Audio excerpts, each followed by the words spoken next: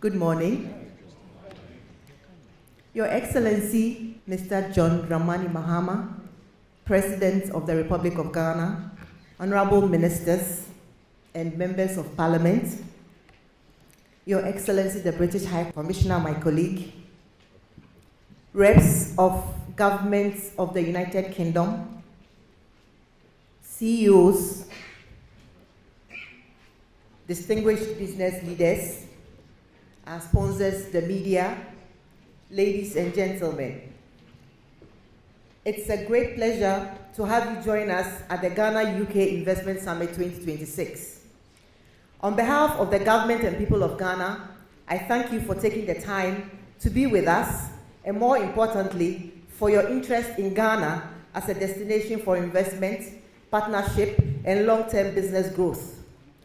This gathering reflects our shared belief that the relationship between Ghana and the United Kingdom should continue to evolve into a modern economic partnership built on mutual prosperity, innovation, sustainability, and shared growth.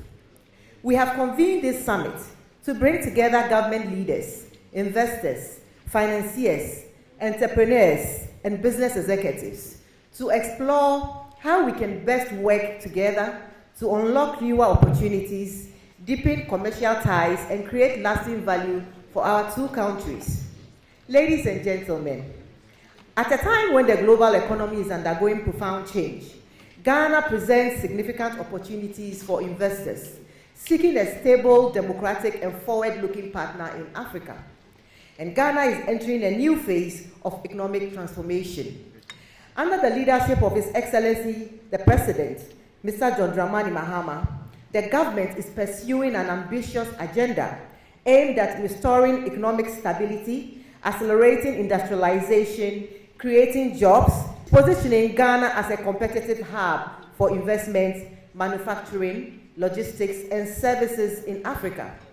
And central to this vision is the development of a 24-hour economy that seeks to increase productivity, enhance exports, create opportunities for businesses to thrive, create jobs, maximize the use of infrastructure, and attract investment into value-added industries through a well-structured day and night economy.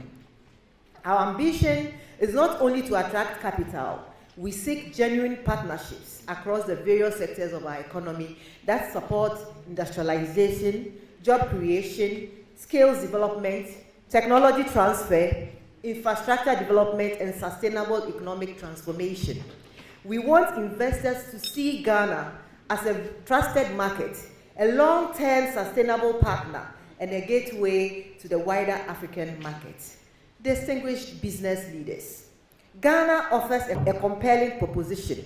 We combine political stability, a strong democratic tradition, a strategic geographic location, abundant natural resources, a youthful and talented workforce, and preferential access to a continental market of over 1.4 billion people across the African continental free trade area. Ghana is well positioned to serve as a gateway to Africa's emerging opportunities. I would therefore like to express our sincere appreciation to all the companies, institutions, and individuals represented here today. Your presence demonstrates confidence in Ghana's future and recognition of the opportunities that our country offers. We are very grateful for your willingness to engage with us, explore new possibilities, and contribute to Ghana's development journey. Ladies and gentlemen, over the next 2 days, you will hear directly from policymakers, industry leaders, and investors about opportunities across priority sectors, including infrastructure, energy, mining, agribusiness, manufacturing, financial services, technology, healthcare, and tourism. You also have the opportunity for meaningful engagements to explore partnerships and identify projects that can deliver mutual benefit for both Ghana and British businesses. Our expectation is that this summit will build and strengthen relationships that will continue long after we leave this venue. The true measure of success will not be the conversations we have here, but the cooperations we establish, the investments we facilitate, and the shared prosperity we create together in the years ahead. With a great start yesterday, with a mammoth diasporan town hall engagement, we look forward to a fruitful deliberation in this summit, as well as forthcoming Africa debate events scheduled to take place on 3rd of June 2026. Also in line with the President's vision for promoting Ghana-owned businesses abroad, we shall visit public and private-owned businesses during the summit. We are grateful to the government and people of the UK for their long-standing bonds of friendship and business partnerships with Ghana. A lot has been achieved over the decades, and more would be achieved together.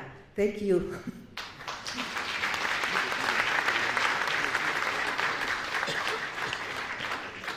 The Ghana High Commission remains committed to serving as a bridge between investors and opportunities in Ghana. We stand ready to facilitate engagements, provide information, and support businesses seeking to establish or expand their presence in our country. I therefore encourage all participants to engage openly and explore the immense possibilities. The future of Ghana-UK economic cooperation is bright, and together we can build a partnership that delivers prosperity, innovation, and sustainable growth for generations to come. Thank you once again for your presence, commitment, and confidence in Ghana. I wish us all a successful summit.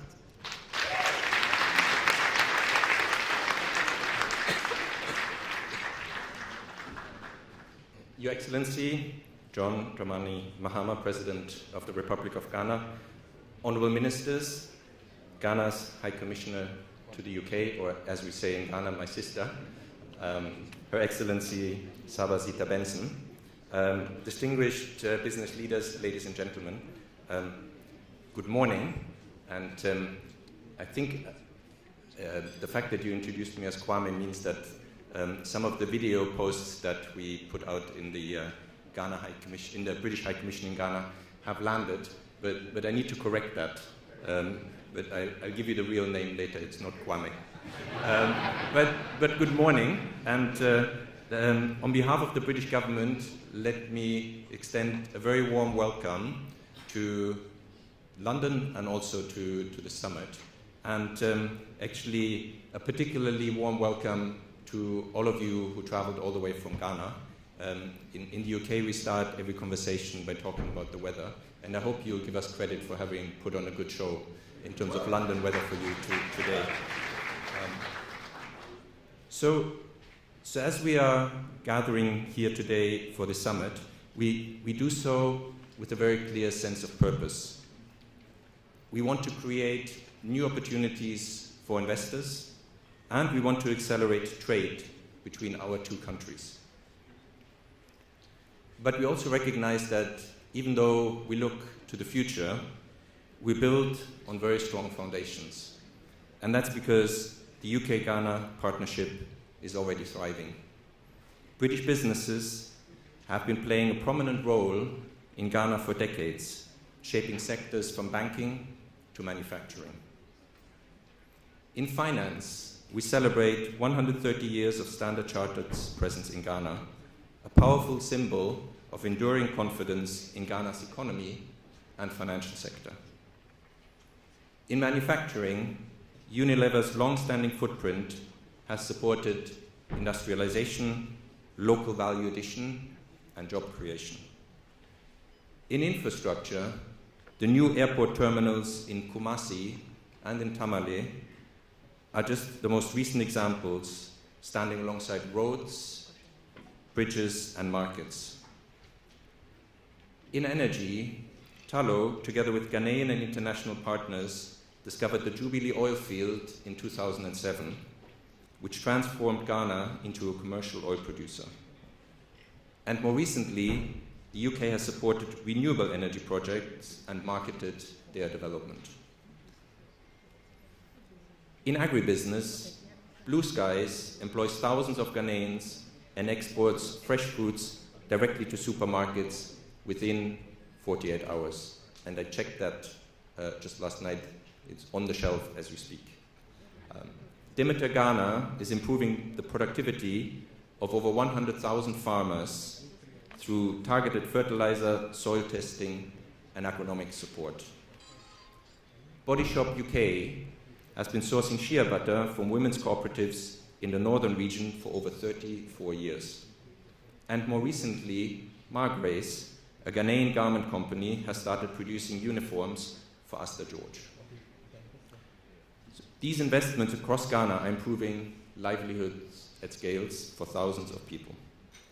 So as I said, our partnership is already strong, and the figures speak for themselves. Over the last 20 years, there have been more than 670 projects of UK foreign direct investment in Ghana, creating more than 44,000 jobs. Last year, UK foreign direct investment to Ghana stood at £1.8 billion, and bilateral trade was £1.6 billion. But what matters today is not just what we've built so far, but what we will build together next.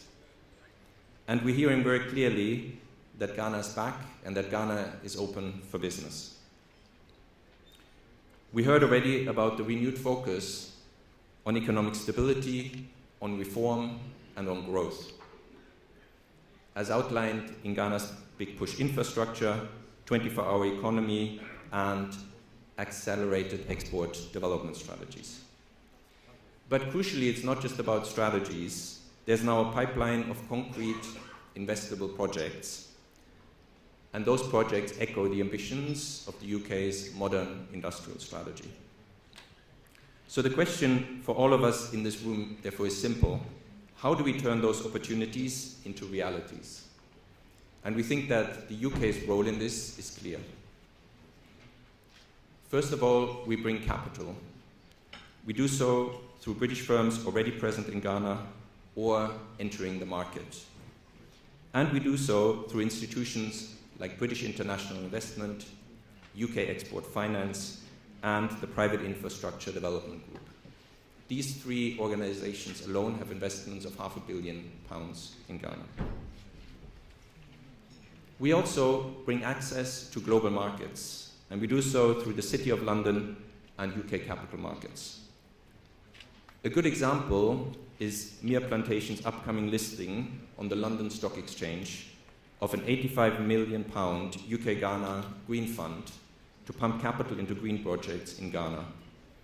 This listing, coupled with Rainforest Builders' £9 million forest restoration project in Ghana's Oti region, highlights the role that UK companies play in innovative capital mobilization. But clearly, capital is not enough. What matters is how we connect that capital to the right opportunities. And that is why the UK-Ghana Growth Partnership, which will be launched today, matters. It's not simply a statement of intent. It's a practical approach to connect Ghana's investment pipeline with UK and international capital and to move from conversations to delivery. And through this partnership and through initiatives like the UK-backed Deal Room at this summit, which will highlight over £400 million of investment opportunities, we want to identify bankable projects and accelerate them towards financial closure. And this is not just about the future. We are already seeing the success of these initiatives in practice just as we start the summit.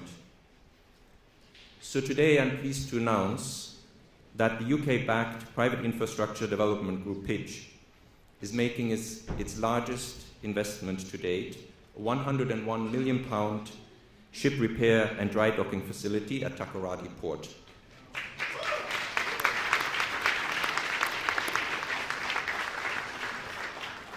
This will create up to 430 jobs, 30% of which for women, and it will strengthen Ghana's role. That was right. The minister rightly pointed out that this deserves a special clap. But also it will strengthen Ghana's role as a regional maritime hub. So I'd like to acknowledge PIDGE and Shipwright for their role in delivering this landmark project. Congratulations. Today, we are also launching the Green Project Preparation Facility with the Ghana Infrastructure Investment Fund to turn valuable ideas into investable, climate-focused projects. This will unlock up to 180 million in infrastructure deals that UK firms will participate in over the next 3 years. And please, can we also put our hands together for them? So these initiatives are significant steps in strengthening Ghana's infrastructure and in unlocking further investment by UK companies. But that is not all. UK exporters are expanding their presence in Ghana, bringing skills innovation and other expertise. The 4 million Eastwood Park and Mango Clicks health partnership is a great example. And we estimate that our transnational education and science and technology partnerships will generate over £61 million in UK exports and expertise over the next 3 years. So ladies and gentlemen, these are exactly the types of outcomes we want to achieve. Well-structured, investable projects that bring together Ghanaian ambition with UK and international capital and expertise. So let me end on this point. The next chapter of the UK-Ghana partnership will be defined by what we will deliver together, by the projects we develop and finance, by the businesses we grow, and by the jobs and prosperity we create in both countries. So this will require strong partnerships, and it will require a relentless focus on delivery. And on that, I pledge the UK government's full support. Thank you very much.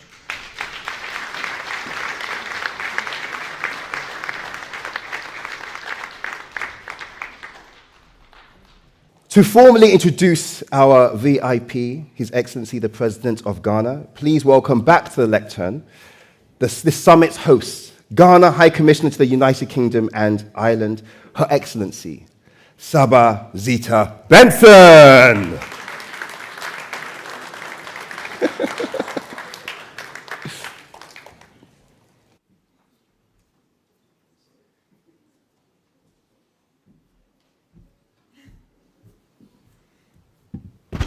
Thank you once again. Before I do that, I'd like to acknowledge my colleagues, ambassadors here. Thank you for coming.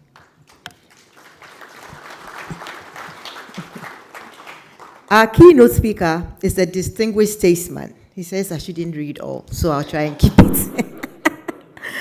And a transformational leader who has made indelible contributions to Ghana, Africa, and the global community. As the 6th president of the 4th Republic of Ghana, he has achieved a lot of historic milestones by becoming the first president in Ghana's history to be democratically elected to a non-consecutive second term, following his earlier service as the 4th president from January 7, 2013 to January 6, 2017. And now, president again.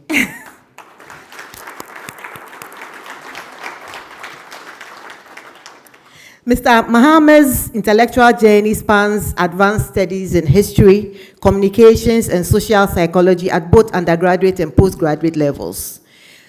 This interdisciplinary foundation has profoundly shaped his humanistic worldview and informed his people-centered governance philosophy.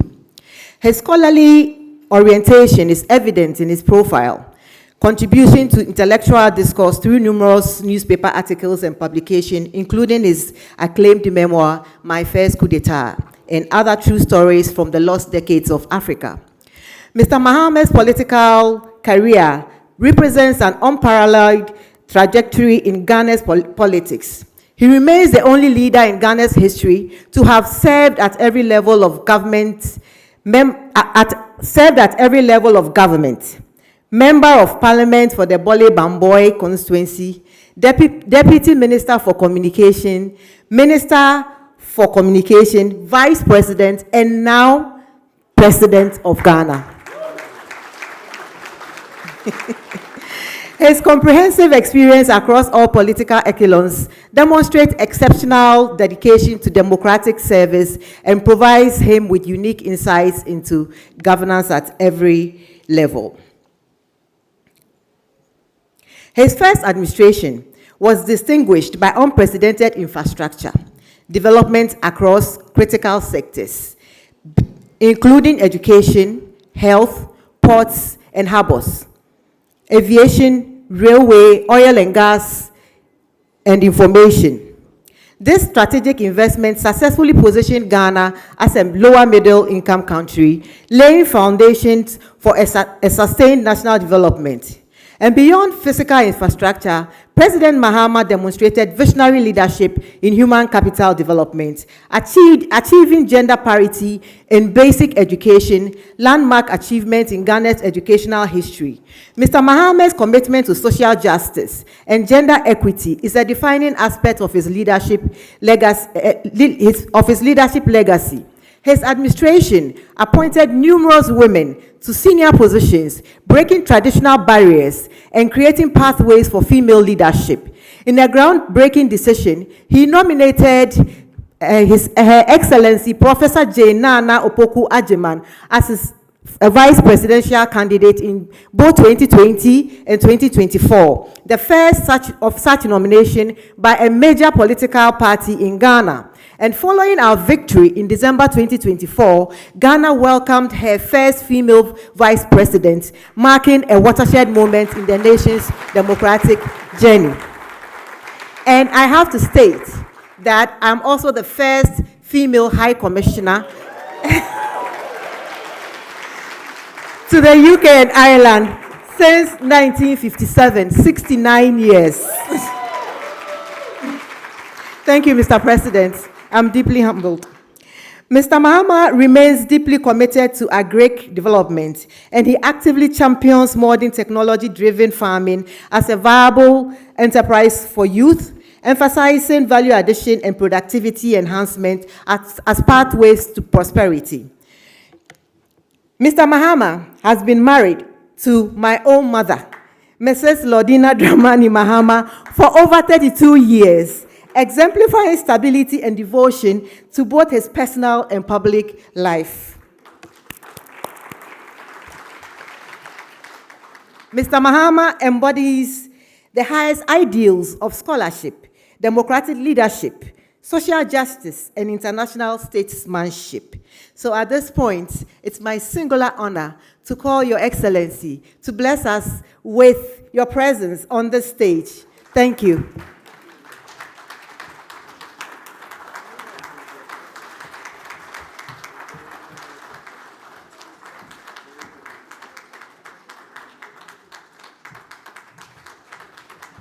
Thank you. Kindly resume your seats. Thank you.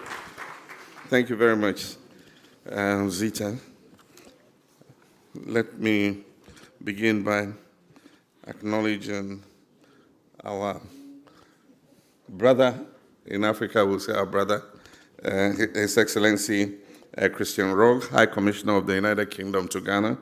And thanks for that excellent speech and the surprise investment announcements you gave us. No, really, it will change the dynamics of the western enclave of our country. Since our first president established the industrial town of Tema and the port at Tema, a lot of our investment in terms of industry has gone towards the east. It's time to move westwards, and that shipbuilding industry would be a jewel in the west. Thank you very much. Let me acknowledge everybody else and proceed on existing protocol and say that it's a pleasure to join you here in London for this important Ghana-UK Investment Summit. Let me begin by expressing my sincere appreciation to the organizers of this summit, particularly the Ghana High Commission in the United Kingdom, Invest Africa, and UK-Ghana Chamber of Commerce for bringing together such a distinguished gathering of business leaders, institutional investors, policymakers, and development partners. This summit comes at a defining moment for Ghana and indeed for Africa. Around the world, businesses and investors are reassessing supply chains, searching for resilient growth markets, diversifying investment destinations, and positioning themselves for the next era of global economic transformation. In that changing global landscape, Ghana offers something increasingly valuable: political stability, democratic maturity, strategic geographical access, improving macroeconomic fundamentals, and a government committed to creating a transparent and investor-friendly business environment. Ladies and gentlemen, Ghana and the United Kingdom share a long and evolving relationship rooted not only in our history, but increasingly in trade, innovation, investment, education, and shared democratic values. Today, bilateral trade between our two countries exceeds 1.5 billion pounds annually, but I believe this only scratches the surface of what is possible. The future of the Ghana-UK partnership must move beyond traditional trade into deeper strategic collaboration in manufacturing, in technology, infrastructure, agribusiness, renewable energy, financial services, pharmaceuticals, tourism, education, and the digital economy. This summit is therefore not simply a networking event. It is a platform for building long-term partnerships capable of delivering jobs, innovation, industrial growth, and shared prosperity. Distinguished ladies and gentlemen, when my administration assumed office, Ghana faced significant economic difficulties. Investor confidence had weakened, inflation was high, debt vulnerabilities had constrained fiscal space, and businesses were struggling in an atmosphere of uncertainty. We took decisive action. Through disciplined economic management, institutional reforms, fiscal consolidation, and enhanced coordination between monetary and fiscal authorities, we have restored stability and renewed confidence in the Ghanaian economy. Inflation has declined significantly from 23.8% in December 2024 to 3.4% as of April 2026.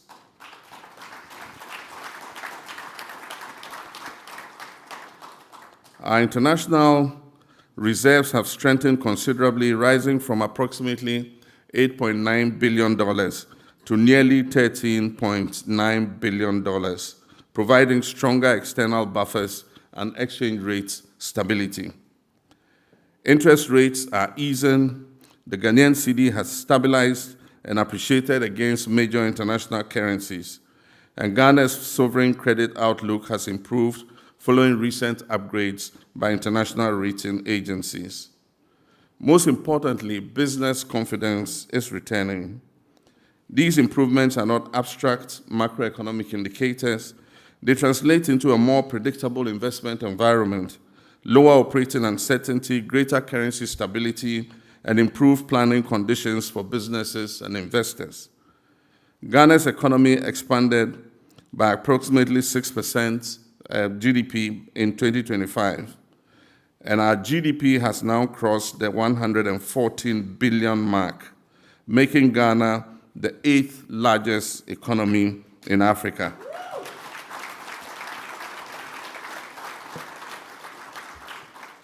Ladies and gentlemen, our vision is clear. We're building a productive, export-oriented, industrialized, and technology-driven economy that creates opportunities for our people and competitive returns for investors.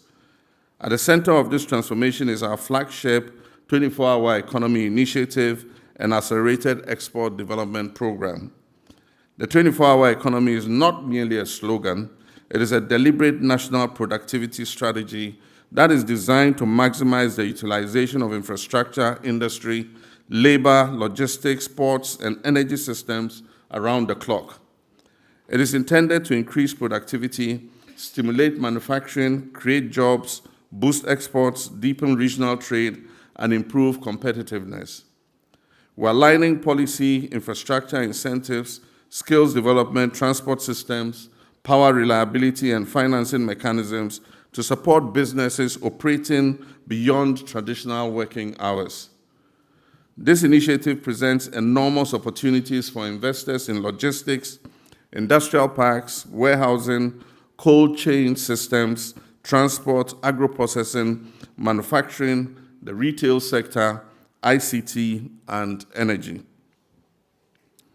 Agriculture remains one of Ghana's most promising investment frontiers. Under our Feed Ghana program, we are modernizing agriculture and positioning agribusiness as a major pillar of industrial growth and export expansion. I can see my Minister of Trade, Agribusiness and Industry is excited about that one. We're establishing agro-industrial enclaves across the country, improving irrigation systems, supporting commercial farming, and expanding food processing and agricultural export. The opportunities in cocoa processing, oil palm, cashew, shea, horticulture, poultry, rice production, fisheries, and cold chain logistics are extensive. For investors seeking scalable agricultural opportunities linked to regional and global markets, Ghana offers both the demand and the strategic location for such production. In manufacturing and industrialization, we are prioritizing value addition. Rather than exporting raw materials, Ghana is positioning itself higher within the global value chains. This applies particularly to cocoa, gold, lithium, bauxite, manganese, critical minerals, pharmaceuticals, textiles, automotive assembly, and petrochemicals. Our objective is simple. Ghana must become a production hub, not merely a source of raw commodities. Ladies and gentlemen, the global transition towards green energy and sustainable growth also creates significant partnership opportunities. We're investing heavily in energy infrastructure, gas development, power reliability, renewable energy expansion, and grid modernization. We're pursuing strategic investments in solar energy, clean transportation, battery value chains, and climate-resilient infrastructure. An MOU signed with Tallow and the Jubilee partners will see an injection of almost $2 billion into an additional new drilling to unlock more gas for Ghana's power sector. Government is going ahead with a second gas processing plant to take on this additional gas. Distinguished investors, ladies and gentlemen, the digital economy is another major area of transformation. We recently launched our National Artificial Intelligence Strategy to position our country as a leading technology and innovation hub in Africa. We're investing in digital skills development through our Million Coders program and expanding opportunities in fintech, agri-tech, cybersecurity, data centers, health tech, and AI-driven services. Our partnerships are to develop Africa's largest integrated AI and technology hub, demonstrating our ambition to become a major player in the future digital economy. The opportunities for venture capital, private equity, technology partnerships, and innovation ecosystems are significant. Infrastructure development remains central to our economic transformation agenda. Through the $10 billion 5-year Big Push infrastructure program, we're accelerating investments in roads, railways, ports, housing, transport corridors, and aviation infrastructure. We're modernizing key transport corridors, including the Eastern and Western corridors and the now iconic Accra-Kumasi Expressway. We're expanding airport infrastructure and pursuing the establishment of a new national airline to improve connectivity and facilitate trade, tourism, and exports between Ghana and major international markets, including, of course, the United Kingdom. We're also modernizing our ports and logistics systems to strengthen Ghana's position as the preferred trade and investment gateway to Africa. Ladies and gentlemen, Ghana's greatest competitive advantage is not only our resources or our location. Our greatest competitive advantage is our people. We're young. Thank you. We're a young, ambitious, entrepreneurial, English-speaking population operating within one of Africa's most stable democratic systems. Our legal system is predictable, based on English common law. Our judiciary is independent, power transitions are peaceful, and our institutions remain strong. For investors, stability is important, governance matters, and transparency matters. My government understands this clearly, and that's why we're strengthening public sector reforms, digitizing public services, improving regulatory efficiency, simplifying business registration processes, and enhancing investment protection. The recently passed Ghana Investment Promotion Authority Act removes minimum capital requirements across many sectors. It strengthens investor protections and guarantees the repatriation of profits, while reducing bureaucratic bottlenecks and creating a more responsive environment for businesses to thrive. Distinguished ladies and gentlemen, Ghana is not only a national market of over 34 million people. Ghana is your strategic entry point into the ECOWAS and African market. ECOWAS market of over 425 million people, and the African Continental Trade Area, which represents more than 1.4 billion consumers, with a combined GDP exceeding $3 trillion. No serious global investor can ignore the scale of opportunity emerging across Africa. And few countries are better positioned than Ghana to serve as a platform and hub for engaging that opportunity. To the international investors gathered here today, let me say this clearly: Ghana is open for business.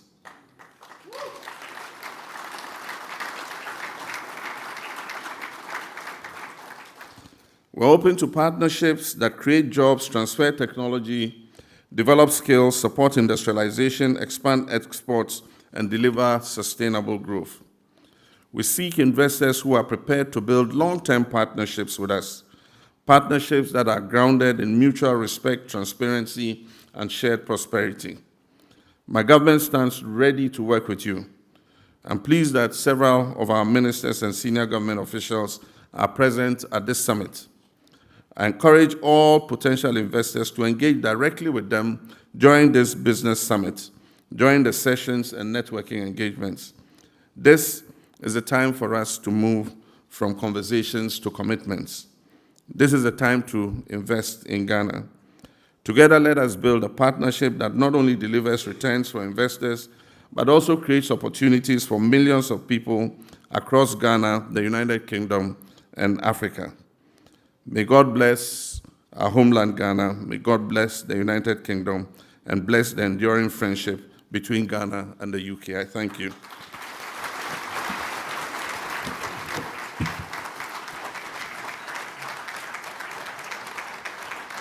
Thank you, sir.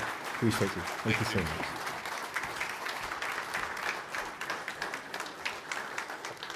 Inspiring, inspiring. And I knew Ghana had changed when I applied for my Ghanaian passports.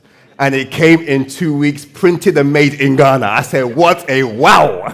Things have changed, things have changed. I do know that time is against us, so I'm going to quickly move on to our panel. Just a little housekeeping note. If you need to use the restrooms, please leave this room by the cloakroom. The restrooms are there. Ask people, they will guide you. Okay, our next segment is bringing together financial architects to dissect West Africa's macroeconomic trajectory, particularly looking at Ghana. Our moderator has worked at the highest echelons of global finance. He went to school at St. Augustine's in Ghana. Big up all the St. Augustines. I know there's very, very proud people, very, very proud people. He also represented the UK in triple jump as an athlete, and he now currently serves in the US as acting chief executive officer for Fannie Mae in the US, one of the largest housing financial institutions and a Fortune 25 company. Yes, a Ghanaian is an acting head of that. Just so you know, a little bit of context, the company manages and guarantees a mortgage portfolio of approximately, wait for it, $4.3 trillion. It's a lot of pressure, and that's what we managed. And he's making it one of the largest financial institutions in the world by assets. He's a philanthropist. He's done amazing work raising millions for the Focus Hospital in Ghana, which deals with complex spine, and also does a lot of work to drive proper healthcare delivery in Ghana. Please welcome to the stage Mr. Peter Akwaboah. And please welcome two architects of finance in their own right, two trailblazers who will join in. Can we have the chairs up on here? The chairs up here. Can someone please bring the chairs up here? Thank you very much. Amazing, amazing, amazing. We also have our two panelists, two amazing trailblazers in the world of finance. Please welcome to the stage Honorable Castle Ato Forson, the Finance Minister of Ghana. Center. And the Governor of the Bank of Ghana, Dr. Johnson Pandit Asiama. Let me pronounce Asiama. The English confused me, I'm sorry. Asiama. Thank you very much. I'm learning my culture on stage.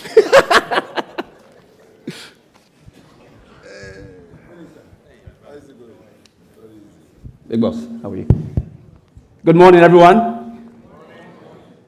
Your Excellency, John Dramani Mahama, President of the Republic of Ghana, and given the time, I am going to say all protocols observed.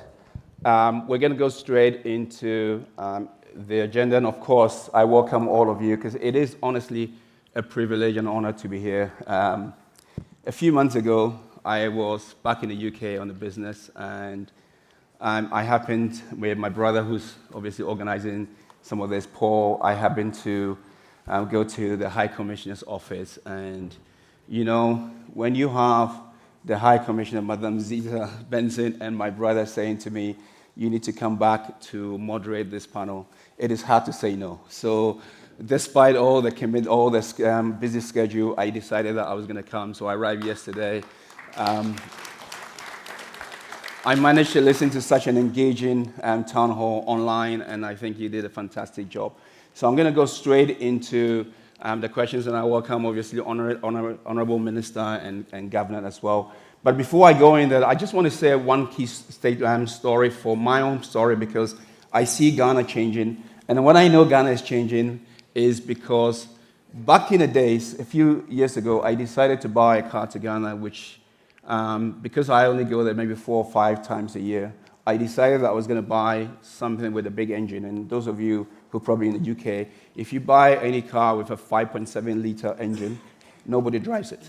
So that was the decision I made, because when I leave it in Ghana, hardly anyone drives it. Even my friends who take it in the morning, they'll come back and say, I took your car back. But to my surprise, last week, my driver texts me and says, boss, is it okay to take the car to Koforidua and back? That shows you Ghana is changing, because if you can decide to buy it. Okay, so it is changing. Just if my driver can do that, you know things are moving in the right direction. So I'm going to go straight into the questions and start with you, probably the Governor. I'm going to ask the hardest questions first, and then we'll go into the easy ones. So first of all, what song gets the party going for you? What song? Several of them. But there's this lady I really like to listen to, Diana Hamilton, right? I enjoy her songs. So any of them, I like to listen to her early morning before I start my day. Excellent. Honourable Minister. And no, please don't say Kakarika.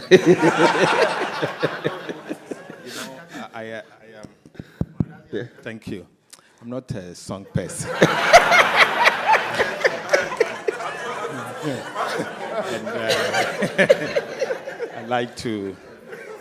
I enjoy to work. So the title of the song is I Enjoy to Work. Okay, so the next question for you is, I'll start with Honourable Minister. Just give me a sense around what do you do from the morning? How does your day start for you? Thank you very much. My morning starts at 6:30 a.m. in the morning. I get to work early morning, latest 6:30, because I try to catch up meeting colleague ministers before 8:30. So at least I will have 2 hours of work with colleague ministers before I start my official function at the ministry. And I leave normally at 7:30 p.m. So on a normal day, I make it at least 13-hour shift. 13-hour shift, that's excellent. That's good. What about you, Governor? Yes, so my day also starts at 6 in the morning. And the very first thing I do is to check what the President of the US has said and did not say the day before. And then, of course, what is happening to oil prices, what is happening to gold prices.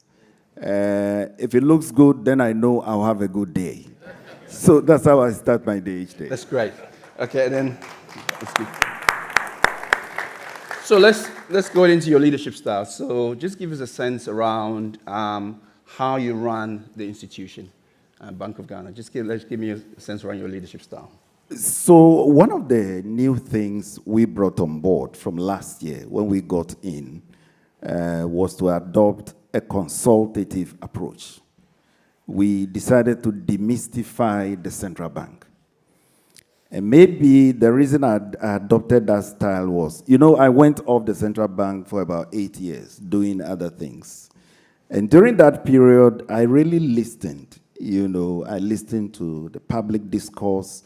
I heard the criticisms against the central bank. And so when I got back in there, it sort of told me what to do. I listened more. You can ask Mr. Gusitano. You can ask various groups. We bring them over.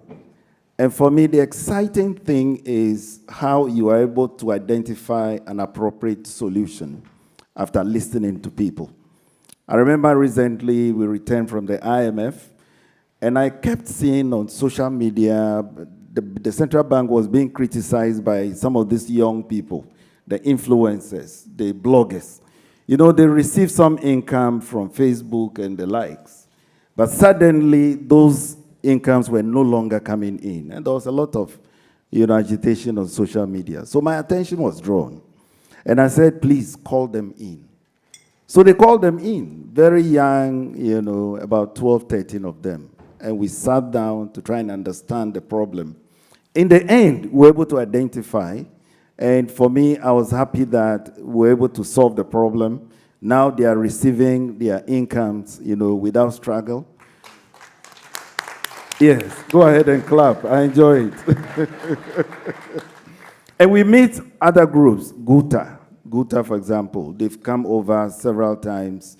You name it. I tell them, when you have a problem, it's a joint solution. I have the same interest as you have.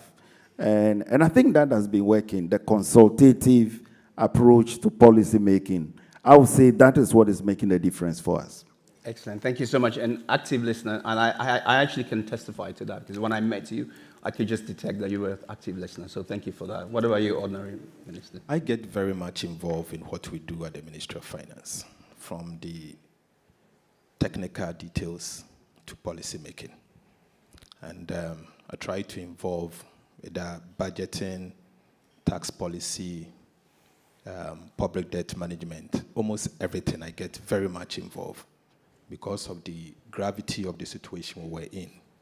You needed to ensure that policy actually begins from the technicality to where implementation actually happens. And so from day one, and let me put it this way, I've had the privilege to work at the Ministry of Finance before as a deputy minister. And I was there from 2013 to 2016 at my young age. I was 34 years at the time, and my minister then actually encouraged me to get involved. And so I really got involved at the time. And so going back to the ministry, it was very easy for me to get involved. So I do not lord it over the technical people that I'm a minister, so they should take decisions and bring it to me. And so gradually it has become the culture, and the ministry staff believes that this is not your normal minister who you can just bring a document and that becomes final. They know that I will drill down to the minutest of the number and obviously question the rationale behind it. And gradually it's resonating, and it is what is actually doing the trick at the Ministry of Finance. Asebo, technical leader. I like that. So, Governor, now let's pivot back to Ghana, our motherland. We know that we are seeing a lot of stability in Ghana, but let's just get back to how did it all begin, and what was the turning point that you saw that we are moving in the right place? And I would then come to Honorary Minister as well. Right. So when we got in yesterday, remember, we didn't just get in. We had done a lot of work. Me and the minister, we've been doing a lot of work together. We understand each other. Many of the issues that we came to meet, we had already analyzed. We had developed solutions. And so immediately, you remember, we had to tighten monetary policy quickly. Why? Because there were some policy missteps the year before. And so inflation was still high. The exchange rate was still very volatile when we came in. So much liquidity had been injected since 2022. I always use the example of a patient who has been given a lot of blood transfusion. If it's in excess, no matter the treatment, the patient is not going to recover.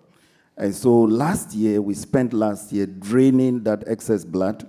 No wonder you saw our financials, how much it costed us. But it was a necessary cost. You know, we call it a reset cost.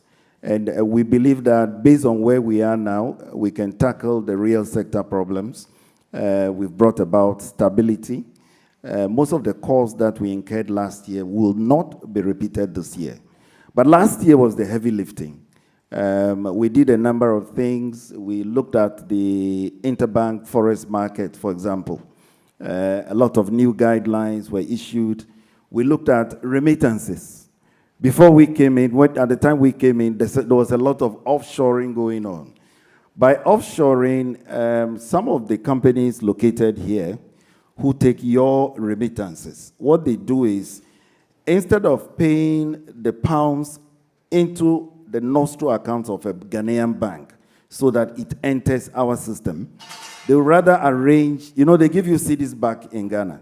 They rather arrange for somebody to give you the cedis in Ghana instantly. Yeah. But then the pound sterling or the dollars here, they keep it aside. So they turn themselves into FX dealers, whereas they are not licensed to do so.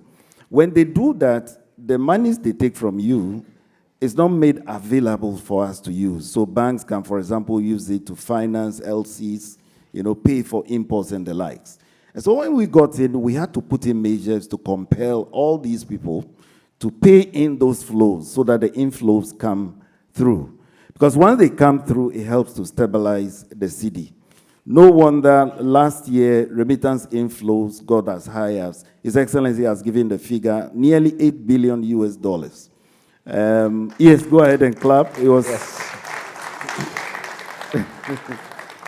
nearly $8 billion US. Remember, that was about half the entire amount we got from foreign direct investment last year. And so for us at the central bank, we decided to look at our diaspora differently. These are part of the investors we are looking for. It's not just a foreign investor, but the diaspora population in the US, in the UK, these are potential investors that we have to, reach out to. And remember, Peter, I met you in the US. We had that program there dubbed Remit to Invest. Yes. The idea is that entire $8 billion that came last year, it probably went into funerals, went into paying school fees, and other social, demands. Can we get about half of that also going into investment? So I called the banks, I called the CEOs of the banks to develop products. So as we speak, they are working on that, such that our diaspora brothers and sisters can invest directly from here. Mm-hmm. They don't have to go through any family member. They can manage their own, investments. On our part,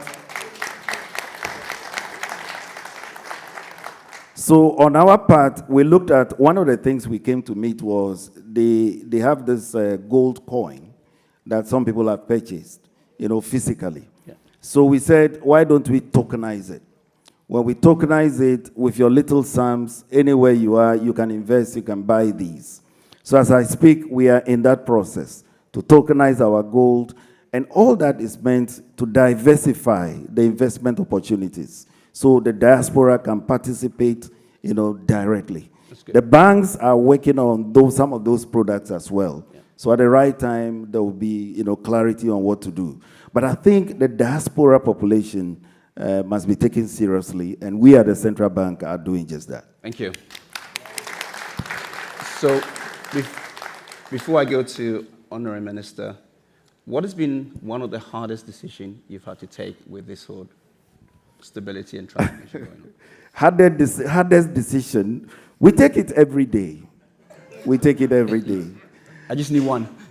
and maybe before I go to the one, you know, the job of a central banker, we are like a soccer referee. Unfortunately, you might be my relative, but if I have to show you a red card, I have to do what I have to do. And so many a time we take decisions that don't make you popular. However, it's in the interest of the country. I see that all the time. But it's the nature of the job. That's good. But I think the most difficult one was the first MPC that I did. You know, coming in just after being announced as the new governor. You want to be a bit populist, right? Everybody will want to be liked. So I was looking forward, you know, to sort of have my MPC go down as somebody who was coming to be, you know. But then, after doing the analysis, we saw we needed to hike. We needed to just hike. But I had the support from my colleagues, and we did that. That single action saved us. So you see, no wonder after that hike, the easing cycle just started all the way until end of last year. The easing cycle would have continued, but for the Middle East crisis. And that is the elephant in the room currently. We do hope that the Middle East crisis will be solved anytime soon, and then we'll continue that easing, you know, and get to where we want to get to. Yeah, and by MPC, you don't mean member of parliament, but you mean monetary policy. Monetary policy committee, Yes. monetary policy committee meetings. Okay. Yes. Honourable Minister, same thing, Ghana, stability. What was a turning point for you on a physical side? And then, of course, what the hardest decision you've had to take? I think for us, we got in January. I was appointed in January, and we had to prepare our first budget. So the first budget introduced 22 amendments to existing laws and introduced new laws, 22 in number. This is to ensure, one, that we take control of public expenditure. And so across the economy, we've now taken control of public expenditure. Not only central government, but general government. Because we realized that in the last 10 years, public debt has been increasing on account of not only government expenditure, but also stock flow adjustment. Stock flow adjustment, simple put, is the state-owned enterprises transferring their debt into the central government, about 2% of GDP. In fact, actual number is 2.5% of GDP. And so we introduced the commitment authorization, that yes, you can be a state-owned enterprise, but we need to approve the kind of expenditure and the kind of commitment, just to make sure that that 2.5% of GDP of additional debt every year does not reoccur going into the future. So for now, we've stopped it. Then number two, we need to ensure that our own ministries stay according to the budget. And so the commitment authorization actually has assisted the government to take charge of expenditure. In fact, we set expenditure at the time 2025, we set it to 2023 levels, nominal, not real, nominal. To that extent, we were able to reduce primary expenditure from 18.7% of GDP to 13.5% of GDP. 1 year. So you could see that expenditure cut in 1 year was in excess of 5%. But this did not affect growth. The non-oil GDP growth actually grew from 6.1 to 7.6% in 1 year, even though we reduced expenditure by 5% of GDP in 1 year. Overall, what we've seen is that by cutting expenditure, we have actually assisted the central bank to be able to control inflation. And this was important from that stand. Then secondly, we needed to ensure that we capture our gold to control the gold export. And so we introduced what we call the Gold Board. And the Gold Board was to ensure that gold that was hitherto leaving the country through smuggling, and the country was not benefiting from the value chain, is actually stopped. And so what we did was the introduction of the Gold Board alone, once calendar year, we were able to buy gold up to 14 billion United States dollars. Mm-hmm. And that 14 billion assisted the central bank to be able to build reserves. Today, the central bank has a very healthy reserve position, And this year, we expect to buy gold at least 20 billion United States dollars. That will persist. And so clearly, that is what has actually accounted for the healthy reserves position and the central bank having the firepower to stabilize the currency. In one calendar year, our currency actually appreciated by 40.7%, one single year. This is largely because we've taken charge of our gold. Not only that, we also introduced the sliding scale so that we can capture the economic rent coming from the gold. The World Bank estimated that Ghana loses an average of 20 to 25% in economic rent. What we needed to do is to introduce the sliding scale since we did not have a windfall tax. That is in place, and the country is benefiting from that. Again, it was important that we rationalize our taxes and to ensure that at the minimum, Ghana get the value of what we are supposed to get. In fact, it has been the most difficult one. Let me put it this way. First, we had identified some form of nuisance taxes that they had to go. And it was the president's campaign promise. So as minister, first thing I need to do is such like e-levy and all. So yes, when the president asks me, are we able to remove it? I have to say yes. We'll remove them. But we'll have to make sure that we don't lose revenue for national development. So we remove all of this nuisance tax, betting tax, and all of that. At the same time, we needed to ensure that we grow revenue. 1 year, we've been able to move tax to GDP from 12.3% to now 13.2% and going to 14% of GDP this year. This is because we first decided to rationalize VAT. And so VAT was actually distorted, and we needed to remove the distortion because we noticed that our VAT, for example, had embedded in it sales tax at the same time VAT. It's never done anywhere in the world. So we needed to rationalize it and remove the sales tax element of it and introduce the VAT as it is. It is working well. Now we are about to introduce what we call electronic point of sale devices. We expect to implement it in July. And that, I believe, will be a game changer for VAT. I believe that that will increase our VAT by a minimum of 20%. And so the pilot is almost done, and we're about rolling it out. I know there will be some few resistance, but I'm ready to stem it and make sure it will happen. No wonder he has no time to listen to music. But carry on. Yes, finally, our customs revenue was a big challenge. International trade taxes was a major challenge to us. In the past, customs officers had the discretion to pick and choose the values they give. Today, we've taken the discretion from them, and we've given the discretion to artificial intelligence, AI. So AI is the one that will ensure that those values conforms to international standards and all. And that alone, every single day, I see the customs revenue going up by a minimum of 3 million United States dollars every single day. Yeah. And so we see that the AI alone is increasing our customs revenue by a minimum of 1 billion United States dollars this year. That is a game changer. And on the back of that, we've removed all these taxes, but it is not actually hurting the tax revenue. I believe with the implementation of the VAT, at the minimum, we will be able to hit our target of 15% of GDP tax revenue by the end of 2026 this year. That should be a good one.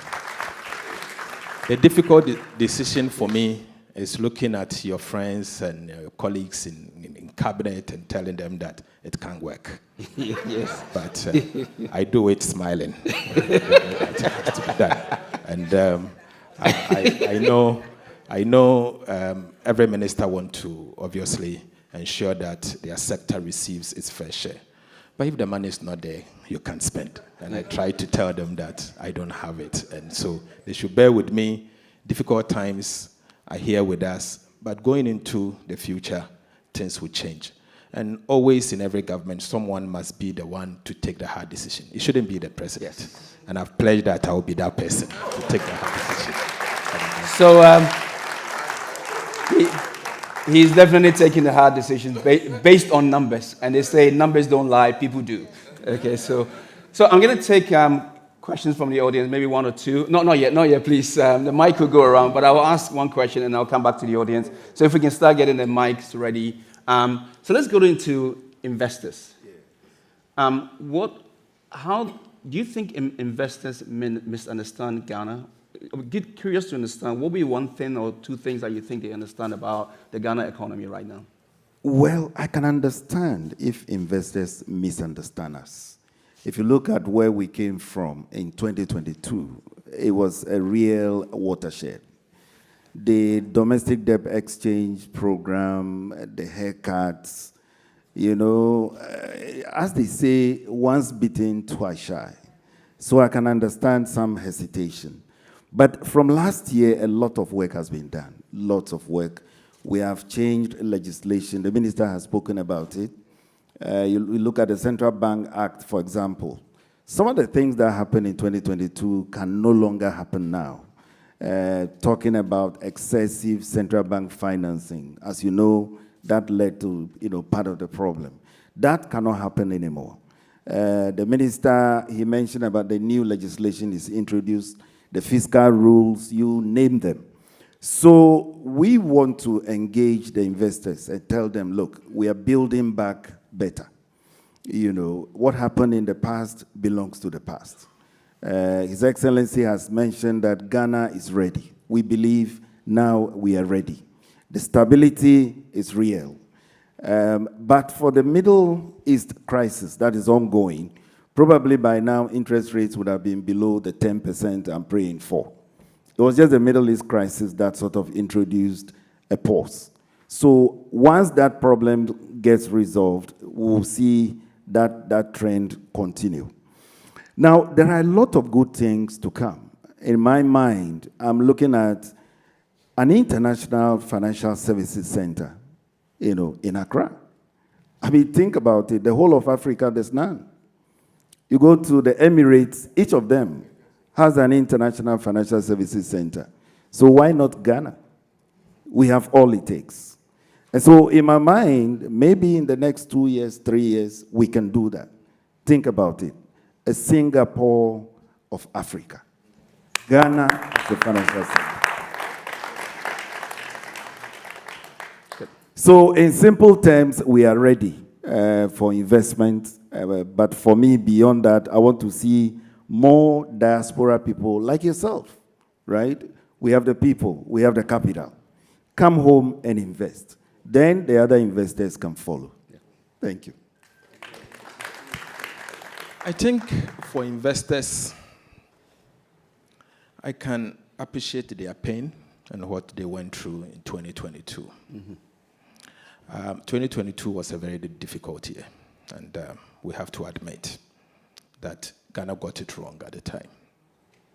But most importantly, we have internalized the crisis of 2022, and we've all resolved as politicians and policymakers never to do things that will take us back to where we were in 2022. I think I've been a member of parliament for 18 years. I had the privilege to even serve as a minority leader at some point.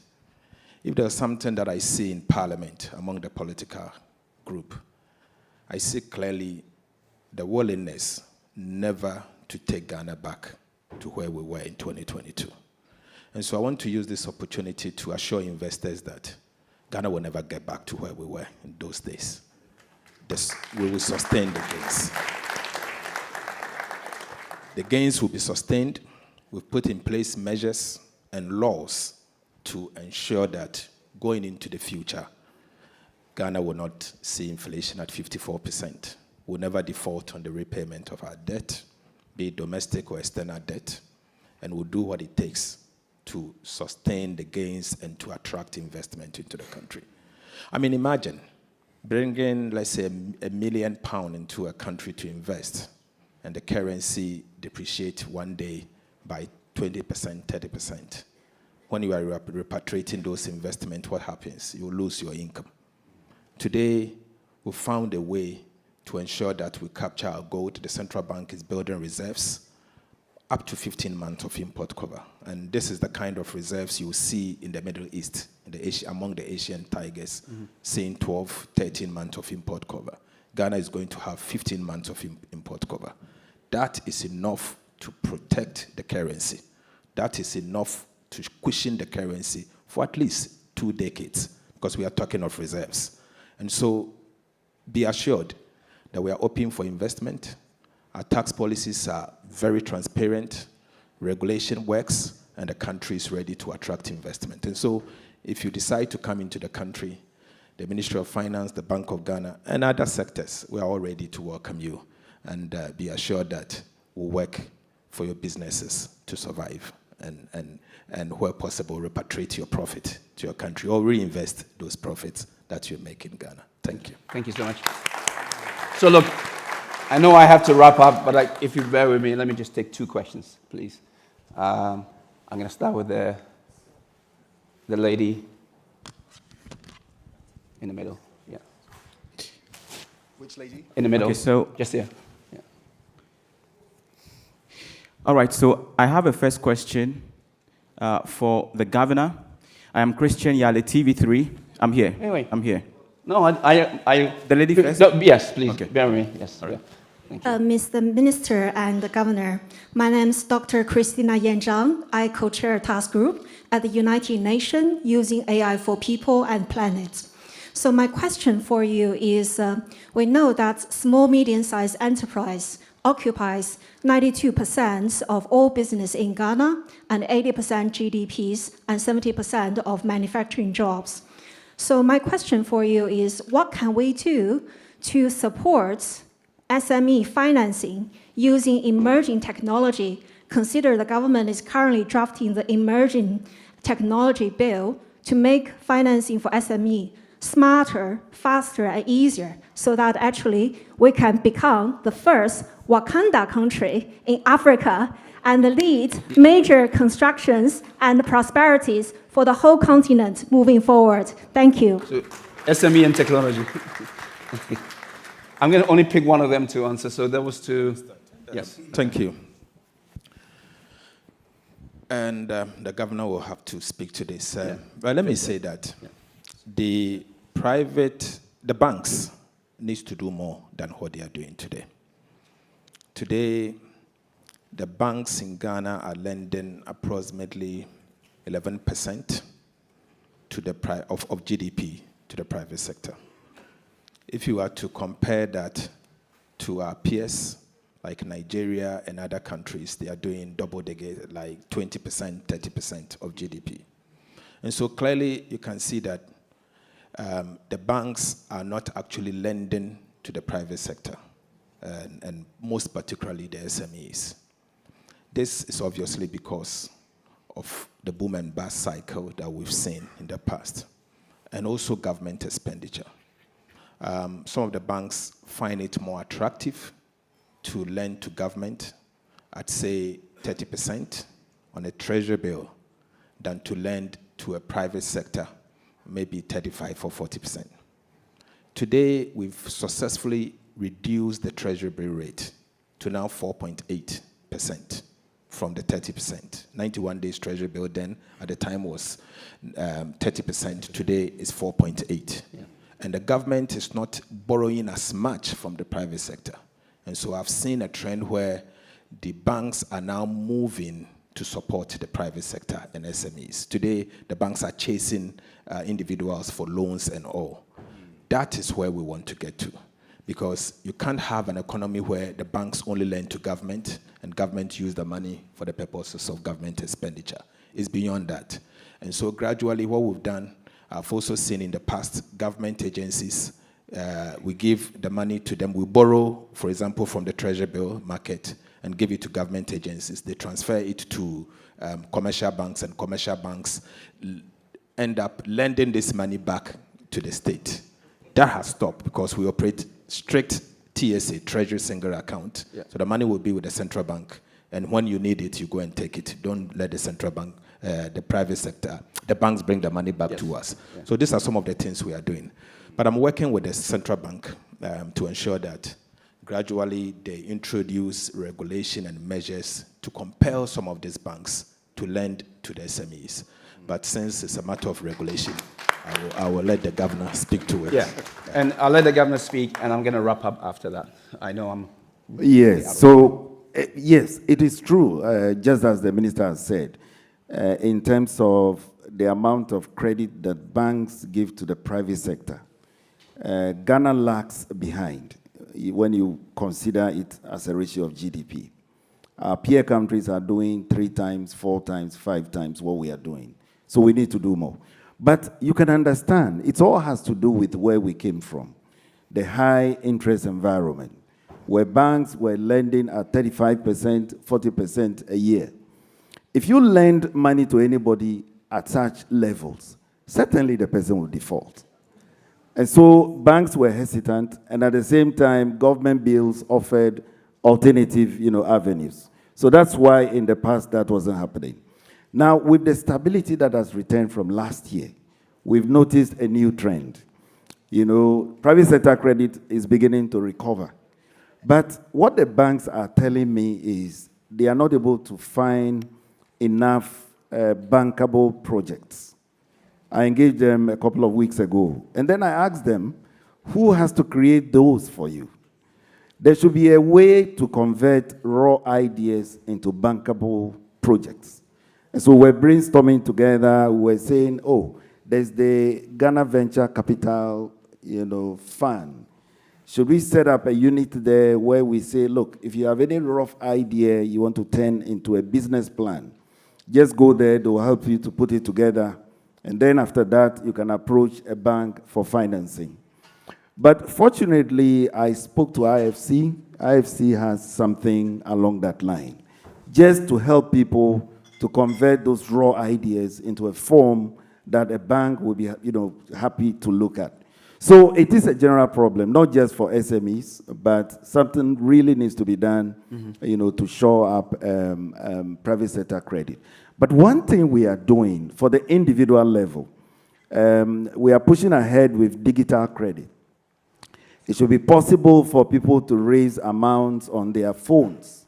It should be possible for someone who wants to start a watche business and needs just 20,000 cedis to go on the phone and then raise that capital, manage it all by themselves. And so we are working on the technology side of things. Very soon that constraint will be addressed. So yes, it's a problem that we are aware of. It will go away. We just have to sustain the low interest rate, stable exchange rate environment. It's a new regime altogether. Our people are not used, to operating at this level. So we are looking forward to see the global shock go away, and then we'll return to these ways again. But certainly we'll do something about access to credit going forward. Okay, thank you. Am I done, or should I carry on? One more question, okay. You're so persistent, so I'll let you ask this question. I've been spending 5 minutes watching you. Yes, because I'm Christian Yale. I'm the parliamentary correspondent for TV3 Ghana. Okay. And this question is important to me because of all the issues we've had around cocoa. So I want to ask the governor, I know that cocoa is a national asset. You've announced that there's going to be at least a $1 billion, funding or cocoa bond or local bond, if I should put it that way, to be issued by the Ghana Cocoa Board. So my question simply goes as this. Can the Ghanaian banking sector handle such huge issuance, given all the regulatory hurdles? And tied to that, how is government thinking about it? And also, lastly, are there going to be any regulatory support to make it a reality? Simple. Thank you. So the issue of cocoa financing for Cocoa Board, I know there are plans to introduce some new regimes. The minister is working hard on that. But yesterday I had a discussion with them. They should be able to issue commercial paper. So instead of just going to borrow from a bank, because there's a limit to how much you can take from a bank. We link it to the amount of capital that the bank has. So if the amount, the ratio will go, above the regulatory levels, then that loan cannot happen. So there are constraints. But the good part is they can issue commercial paper. The question is if it is secure, if the facility is well structured. We have over 100 billion in pension funds. So why do we struggle to raise 4 billion cedis when there's 100 billion sitting in pension funds? So I told them it's about structuring it well. You know, assigning those contracts in such a way that you take away, you know, the risk that is inherent. That way, these funds can, you know, patronize your commercial paper. So that issue should be addressed very soon, but it shouldn't be a sole dependence on the banks. We should use the capital market, right? Because the funds are there. You know, now that treasury bills have gone down, people are looking for where to place their investment. So it's all about structuring. And I'm working with Cocoa Board, together with the minister, to put together some commercial paper. I'm sure within the next 1 week or two, that problem will be addressed. Thank you. So we have a little bit more time for some questions. Okay. Yes. Okay, so I'll carry on. So thank you. The transaction advisor that we contracted to put together the Cocoa Board new issuance have just submitted their report. And I think we are ready to issue the paper anytime soon. It's going to be commercial paper. Non-residents will be invited to participate. And we are not solely relying on Ghanaian banks. We rely also on pension funds and also on non-resident investors. We'll issue it 3 tranches. Tranche 1 will be able to cover up to 2 months of purchases. Tranche 2 will cover another 3 months of purchases. And tranche 3 will cover the rest of the season. We have structured it in such a way that the receivables will go into an escrow arrangement, and we'll use the same receivables to repay those facilities. We have structured it again in a way that we'll retire it within a period of 8 months. So 8 months, the debt will not exist, and the following season we'll reissue it. The old syndication served Ghana well for at least 33 years. Even though it provided liquidity to the central bank, to the Ghana Cocoa Board to be able to buy cocoa, it denied the country from value addition. And so we believe that we need to depart from the old structuring. And so this new structure will mean that since the cocoa is being purchased by our own resources, domestic bonds that the government of Ghana is working closely with the Cocoa Board, we'll be able to process a minimum of 50% of cocoa purchases locally. So that is in place, and we are ready to launch. I'll be going to Parliament after the President approves, and the Cabinet approves the new Cocoa Board bill to get a new Cocoa Board Act in place. I believe that that will be done, give and take, by the end of June. And so Cocoa Board will not only get new financing, but it will be reformed completely. We want to ensure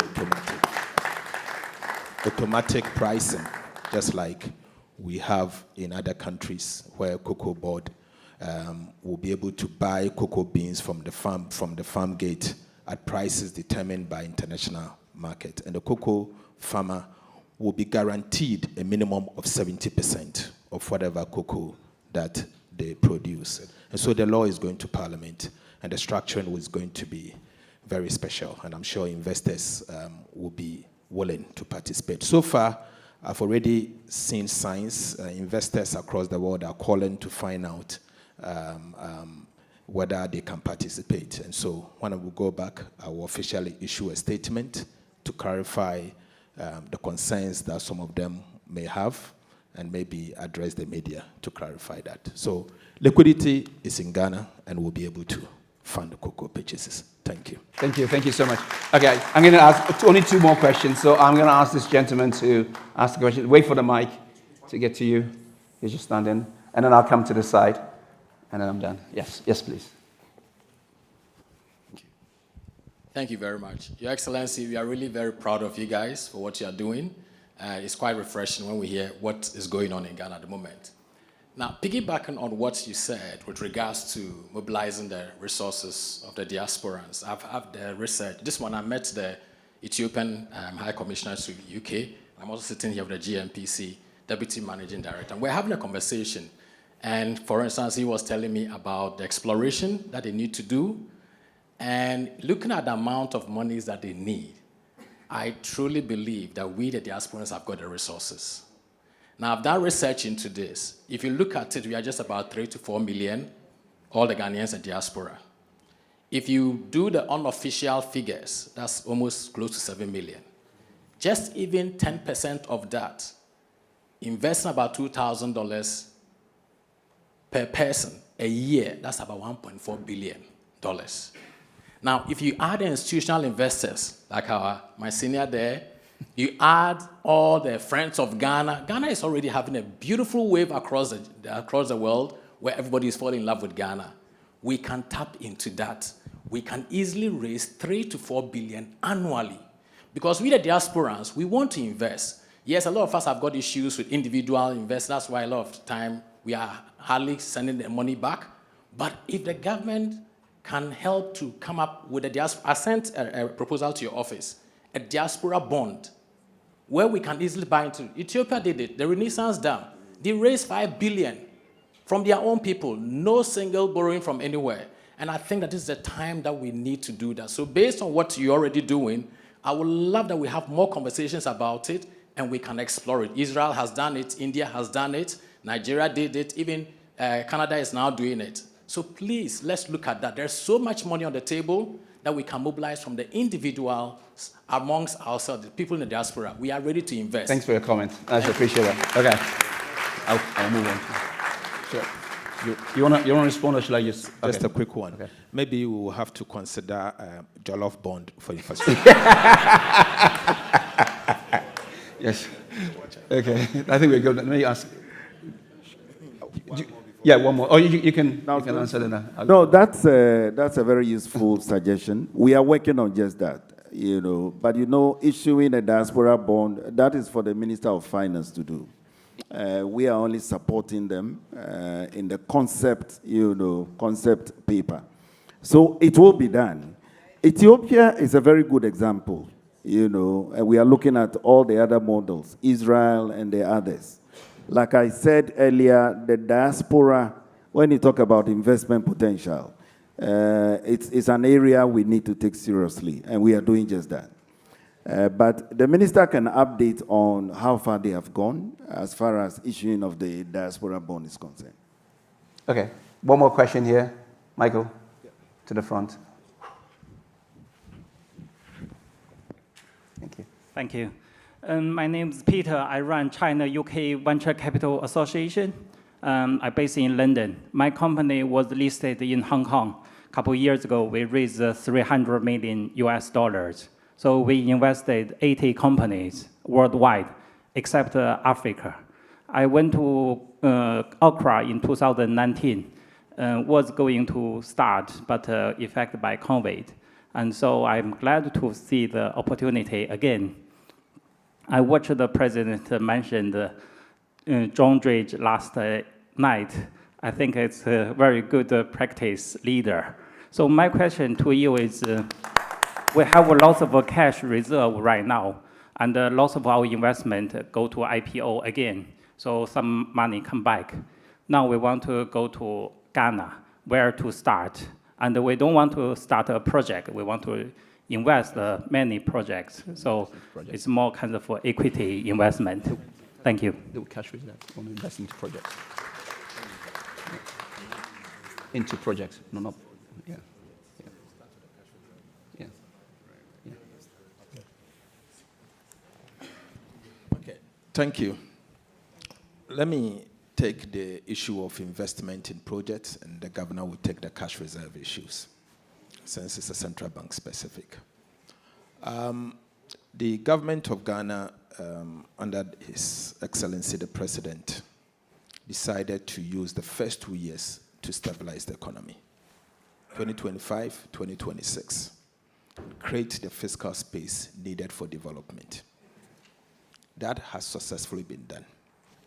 Today, we've been able to create some significant fiscal space in excess of about 15, 16% of GDP, fiscal space, that we can put it into proper development. What we seek to do now is to gradually invest in areas that can grow the economy and can also repay those investments going into the future. We've put together a framework of investment, and what we are going to do is to announce in the 2027 budget what the president calls the new economy. Now, the new economy will identify key areas in commercial agriculture, in critical mining value addition, in energy sector, gas to power, gas to fertilizer, and also in key transport infrastructure, Western Rail and others. That will be announced.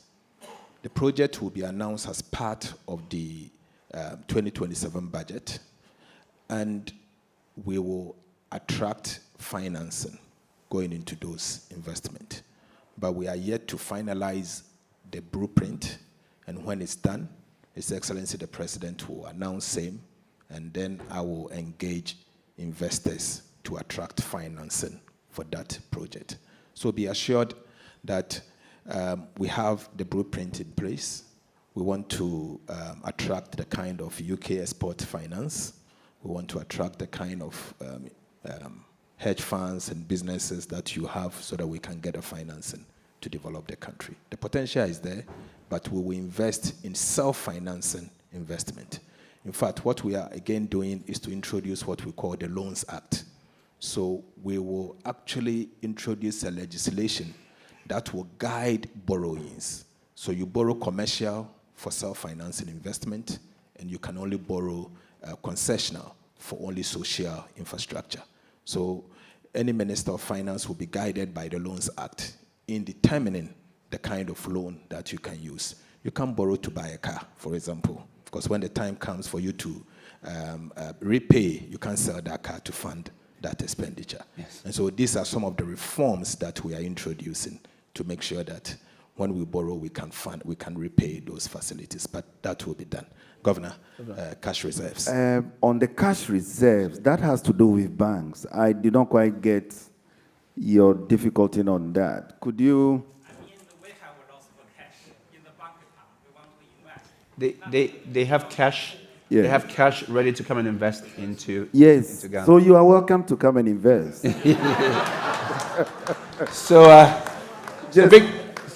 So big boss, they will speak to you offline and give you some ideas around what to come and invest. But rest assured, there's plenty to be invested in Ghana. So they will talk to you offline about that. Yes, we can do a bilateral on that. Yes.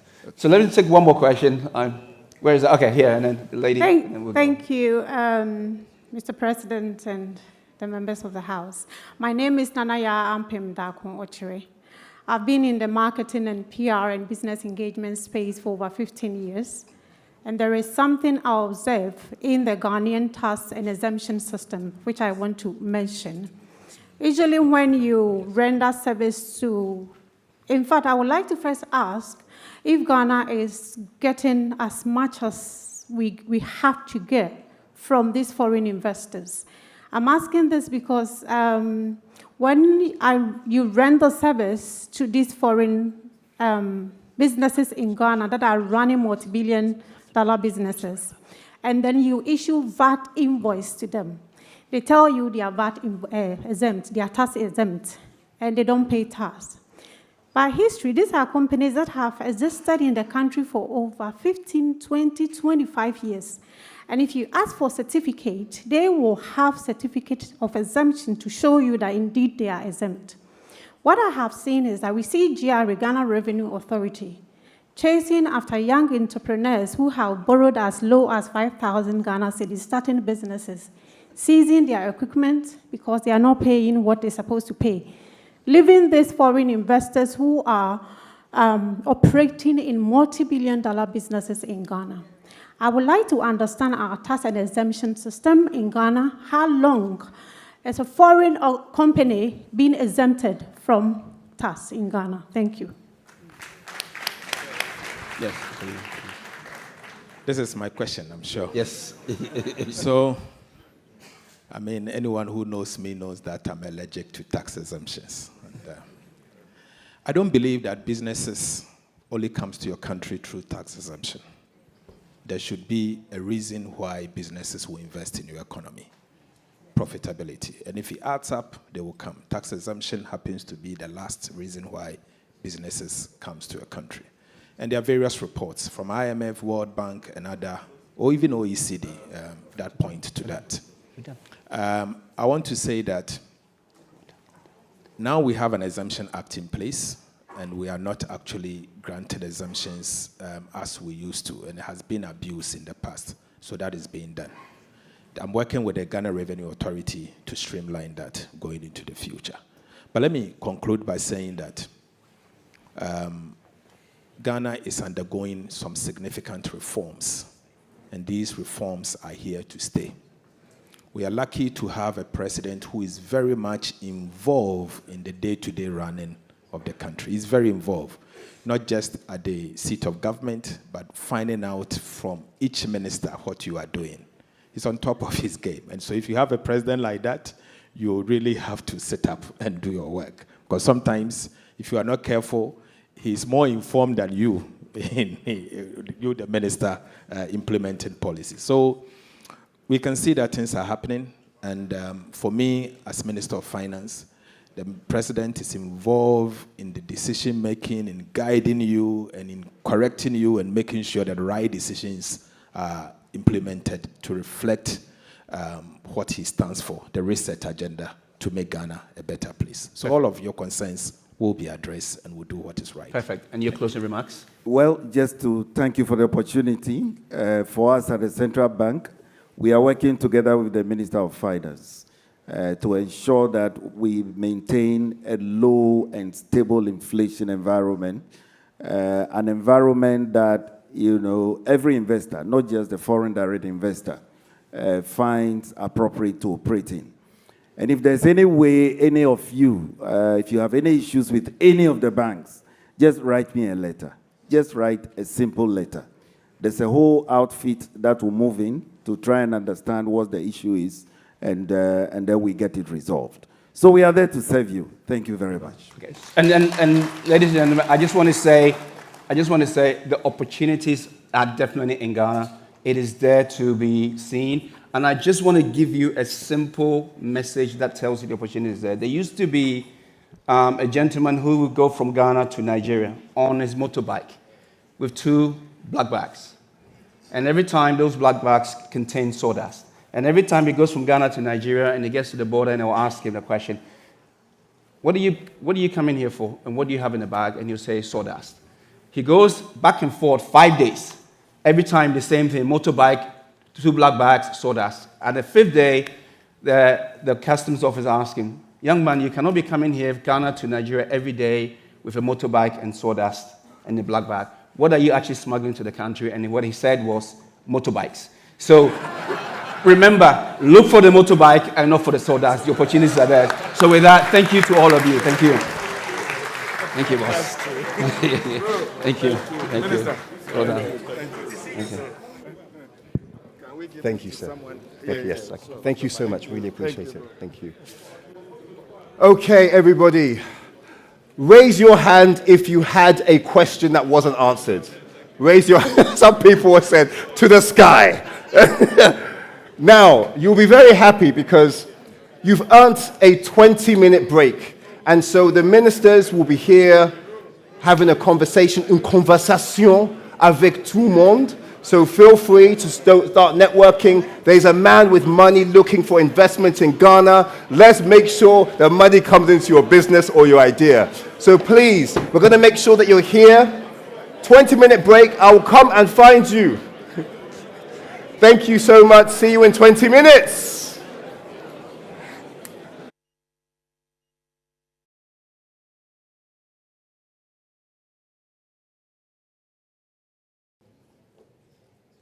Okay, so first of all, is Simon in the room? Okay, that's what I like to hear. That's what I like to hear. Let me introduce you properly because I did this twice. It didn't work. Okay, so our next speaker is a strategic facilitator who works to reduce regulatory friction for international capital entering Ghana. We've heard there was a Chinese man here who said, I've got money, cash to put into Ghana. and he operates at the forefront of FDI, serving as the key ambassador and corporate matchmaker for global partnerships. Please welcome to the stage the Chief Executive Officer of Ghana Investment Promotion Center, Simon Maggi.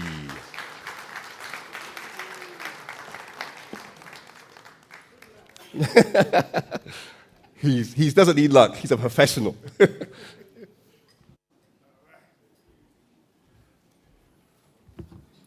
Good morning. Oh, the energy is a little low. Good morning. Good morning. You know, for Christians, Jesus Christ told Peter that you would deny me, and on 3 occasions when he was called, indeed he denied Christ. So I'm happy to be the 3rd person who is called to be around to do my presentation. And mine is very simple.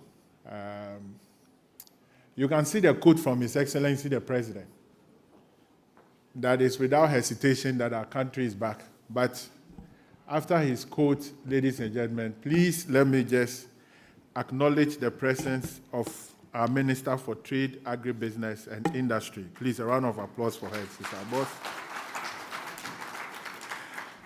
She's been shepherding and helping us in and around many of the things that we do. We are very grateful to you. And also some of my board members from the Ghana Investment Promotion Center, soon to be Authority, and all distinguished members present here. So this is a snapshot of our country, Ghana. I'm sure many of you know where Ghana is. How many of you have you've been to Ghana before? Who has not been to Ghana before? Who is new to Ghana? Oh, you are new to Ghana. Okay, so let me describe Ghana to you.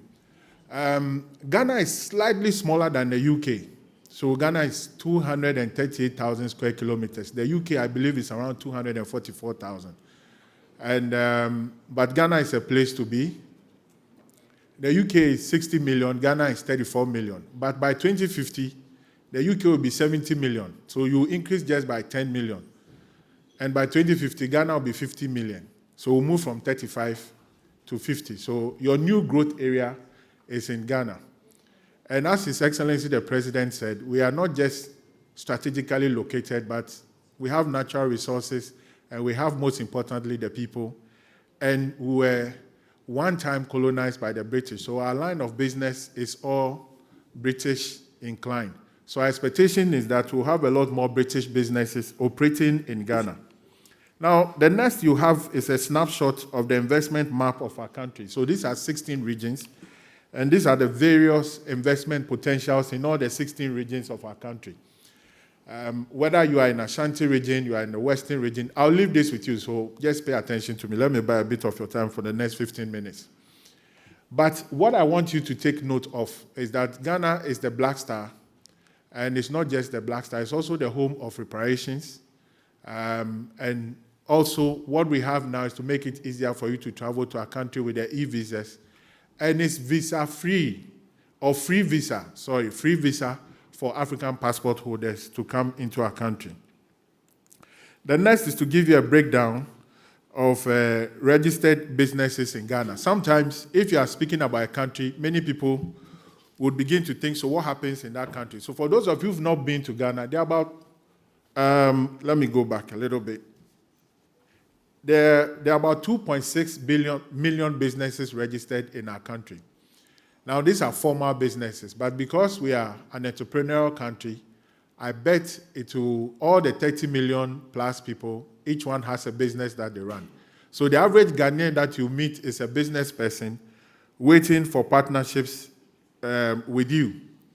And the kind of partnership we are looking for is one that will propel our economy to grow, and that will also deliver value for you. So what I have here is a breakdown of registered businesses that are in Ghana, and also a breakdown of the investment value for many of our agencies. Now, there's a new agenda set by His Excellency the President and the Minister of Finance. He spoke about a new economy. I hope I'm on the same page. I can see so that I don't rush you. Yes, this is Ghana's new economy and reset agenda. This will give you a breakdown of what has been achieved so far. But as we heard the Minister of Finance, 1% of our GDP will be used to create a new economy which will go into the areas of commercial farming, critical mineral processing, and all the areas that he listed. So why is Ghana the preferred hub? Why do we say we are the preferred hub in West Africa? It's already been mentioned. You come into Ghana, you can go into the Greater African AFCFTA market or the ECOWAS market of 425 million people. And for those of you who want to produce in Ghana and export back to the UK, we have the interim trade agreement with them as well. In America, you have AGUA, which is still ongoing. And then the EU is still there. And now China, which has a zero tariff. So the next will be to look at deepening some of the long-term strategic partnership between the United Kingdom and Ghana. So we've already mentioned that trade between Ghana and the UK stood at 1.6 billion in 2025. And the total FDI between the UK and Ghana since 1994 is well over 6.85 billion pounds. Possibly it could be higher, depending on which sector we are looking at. The Minister of Finance and the Governor happily mentioned that they want Ghana to become like a financial hub for West Africa. We recognize that the UK has potential in this area, and so that's part of the strategic... Oh, sorry. Did I miss that? Sorry, I want you to look at that pillar very carefully. So that's part of the strategic areas we want UK businesses in, which is the financial services. And one other area of importance is also education. How many here have UK degrees? How many? Those from Ghana, so many Ghanaians prefer to have UK degrees. For some of us, we also have Italian degrees. So where are the Italians? Buongiorno. Va bene, tutto bene? Grazie. So for some of us, those who prefer, the UK is a natural ally to Ghana. Educational system is modeled along that of the UK. And that's one great area for investment. And so that also stands out. As well as climate and development finance, it's also a pillar. Now, to continue with that, you'll see the Ghana-UK Growth Partnership Framework. There's also the interim trade agreement. And in all of this, the strategic focus is on industrialization, investment, and sustainable growth, and also ties in with duty-free access and quota-free with superior investment protection. Now, I would move on quickly to this. What's the broad base of protecting your investment? So Ghana and the UK has what we call the bilateral investment treaty.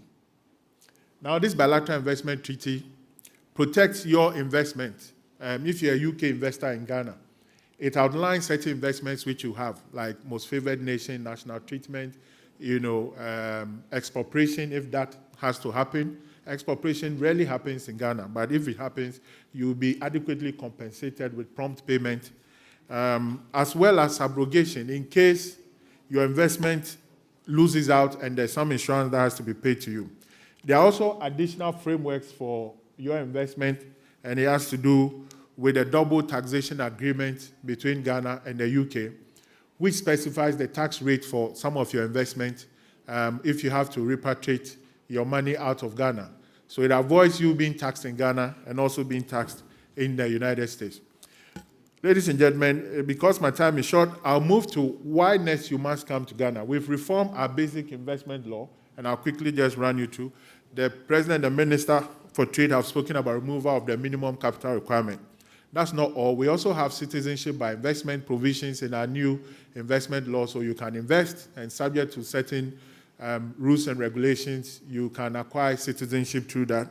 We've improved on our investor grievance. We do appreciate that investors do have grievance, so we have a whole investor grievance mechanisms. But this new investment law also places obligations on investors, an obligation to obey human rights, to protect the environment, and to live by our labor standards as well. We've also improved the automatic investment quotas for investors and that are operating in Ghana. We've moved from 4 to as many as 12 quotas for those who are investing, as well as improvement in the technology transfer sector. I want to talk to you about what are the strategic investment opportunities areas. One, this is, we'll look at some of the emerging and future opportunities. in our country. So we are talking about the National Artificial Intelligence Strategy, the digital economy and fintech. We are also talking about the virtual asset service providers law, carbon markets, and then we'll talk about the medical, cannabis, and industrial harm, and as well as green finance and energy transition. How many of you are into the medical cannabis? Any of you here? I can see a few hands at the back. Well, it's an $82 billion economy, and Ghana has fertile lands for that. And we are not saying for domestic consumption, it's for medical uses. As well as industrial and value addition opportunities in agro-processing, pharmaceuticals, the automotive, textiles, garments, machinery, engineering, and food processing. And then some sustainable infrastructure and climate investment. We spoke about renewable waste management, water infrastructure, industrial parks, logistics and transport, as well as climate-smart agriculture. So I'll start with our national artificial intelligence strategy.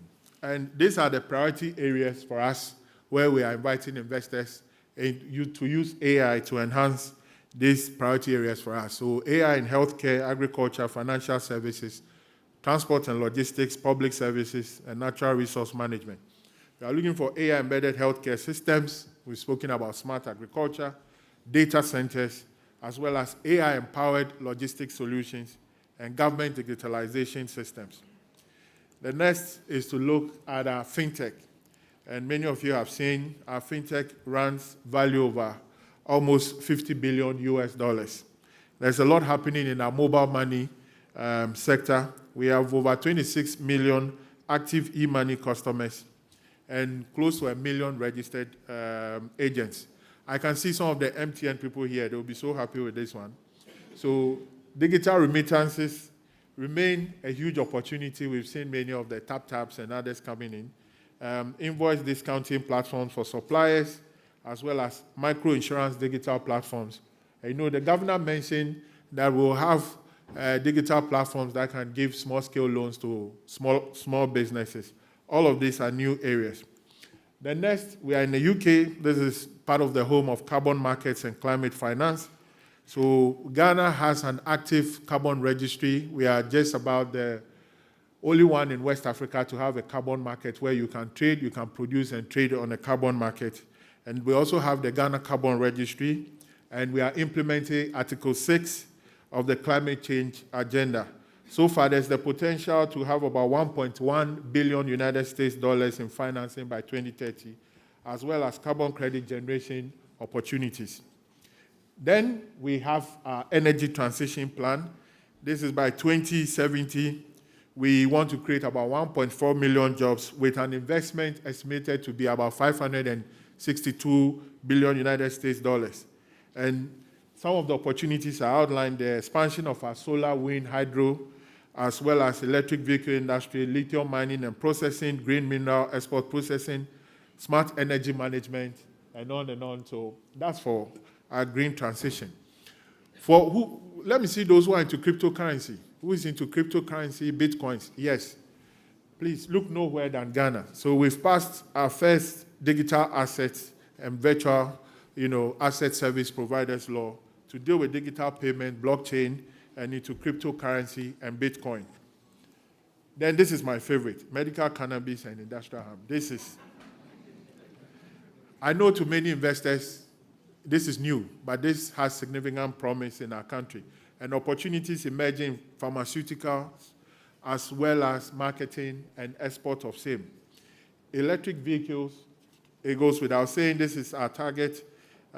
We want to have up to 1,000 charging stations by 2028 and to penetrate the market by 2045 with EVs. And so last week, our Minister for Trade, Agribusiness and Industry was in China to encourage EV manufacturing and assembling into our country. We do have opportunities for battery assembly, for EV technician training, and others, electronic vehicle. I've spoken to you about crypto and digital assets, so I'll move on. Now, let's look at our country's industrial policy and where our agro-processing opportunities are. So they are in our agro-industrial development. This is the contribution to the GDP of our country: cocoa processing, food processing, agriculture, industrial parks. Yesterday, His Excellency the President said that the ambition is to process 50% of our cocoa beans. And he also mentioned that that met our rules of origin, and so you can produce in Ghana and send it to the rest of Africa under the AFCFTA, because the cocoa product is 100%, the cocoa beans is 100% cultivated in Ghana. This is the value of our cocoa sector, and we are the second largest, and that's where the opportunities are. We also heard the British High Commissioner mention business about shea butter. So this is the shea butter industry in Ghana is around 640 million United States dollars and produces this number of tons every year. And so we have different opportunities either to refine the crude shea butter in Ghana or produce them and market and package them. Then we have our manufacturing and industrial development, which I've outlined: our pharmaceuticals, our machinery, our textiles and garment industry, our bamboo, as well as some of the areas under the strategic initiative of the 24-hour economy, like the Volo Bator, the Kou, Afram Plains, and everything. For those in the UK, pharmaceuticals also play a major role. Our friends from 24-hour visited, is it AstraZeneca, right, a few days ago here. This is an important market for us, 600 million and growing, 12 export countries, 38 pharmaceutical manufacturing companies. And we are looking for APIs, which is the active pharmaceutical ingredients, and also the consumables. But most importantly, we come from a country that has herbal preparations that could be commercialized. And this is an outlook of Ghana's industrial policy, driving productivity and competitiveness. So we are seeking an industrial policy that's export-led, that recruits more young people into it, and one that builds on our own efficiency. Then we have our green growth and climate investment opportunities. I think this goes without saying. Because of time, we've mentioned renewables. You can see that we've mentioned the carbon markets. And tied to that is our downstream petroleum hub project of $60 billion over 20,000 acres of land for those who want to produce, refine, go along with the jetties and export to our neighboring countries. This is our transport infrastructure and opportunities under our transport infrastructure. It is estimated that we need around 272 billion required to expand and upgrade all our roads. So far, the big push is just 10 billion over the next 5 years. Then we have other opportunities in the circular economy, waste management, climate smart water infrastructure, green finance ecosystem. And you can see why we keep mentioning green finance, carbon markets, because this is the UK. This is what's of priority to them. Now, priority number one for Ghana-UK, priority areas for the Ghana-UK collaboration, we're looking forward to industrial and value chains. We are happy to work with you on the green transition and climate finance, digital innovation and AI, as mentioned, infrastructure and logistics. We are happy with the announcement of the investment in the port infrastructure. I'm sure my Minister for Trade, Agribusiness and Industry will go home a very happy minister with that announcement. And then the next is skills and collaboration or cooperation, trade and export development. Ladies and gentlemen, I have 3 minutes left, so let me run you through some of the bankable projects by the Ghana Infrastructure Fund. The first you have is that they are supporting this 200 megawatt solar power generation with a ticket of $150 million. It's mainly EPC plus F. So EPC plus F, engineering, procurement, construction plus your own money, and we'll give you the right conditions. There's also the TPA cocoa processing, $82 million. And these are some of the transaction-ready projects. You have the Volta Economic Corridor, you have the Volta Lake Systems, you have the Volta Transport Company concessions, you have the Tamale Air Cargo and Export Hub, you have the Sochare Parks and Textiles Park as well. Then there's the Volo Bator Industrial Park, there's the Kou Afram Plains Parks, there's the Kumasi Mechanical Tech Project, and then there is the Goodrow. Goodrow, are you with us? Goodrow. So they produce environmentally sustainable tissue paper in Ghana, as well as the African Golden Food, and Osei Industrial Park in Swami Magazine, Springs and Boats Company Limited, and then Aqua Africa, as well as trade export platforms, and a bit of our manufacturing business. I won't bore you with the incentives for doing business in Ghana. I want to end here, but we'll be around to take all your questions. But remember that I have this quote for you before I leave here. They can't push me around. This quote, you must see it. Otherwise, you miss it. If you don't see this quote, you are not investing in Ghana. What does it say? Can we read along? So if you are not in Ghana, you should be nowhere else. And for those of you in the diaspora, you can follow the GIPC. We have Invest Ghana podcast, where you get to know about the opportunities and ways to do business in Ghana. Thank you very much. Masterfully delivered. Masterfully delivered. You should be all clear on the bankable projects and opportunities in Ghana. Are we ready for our VIP?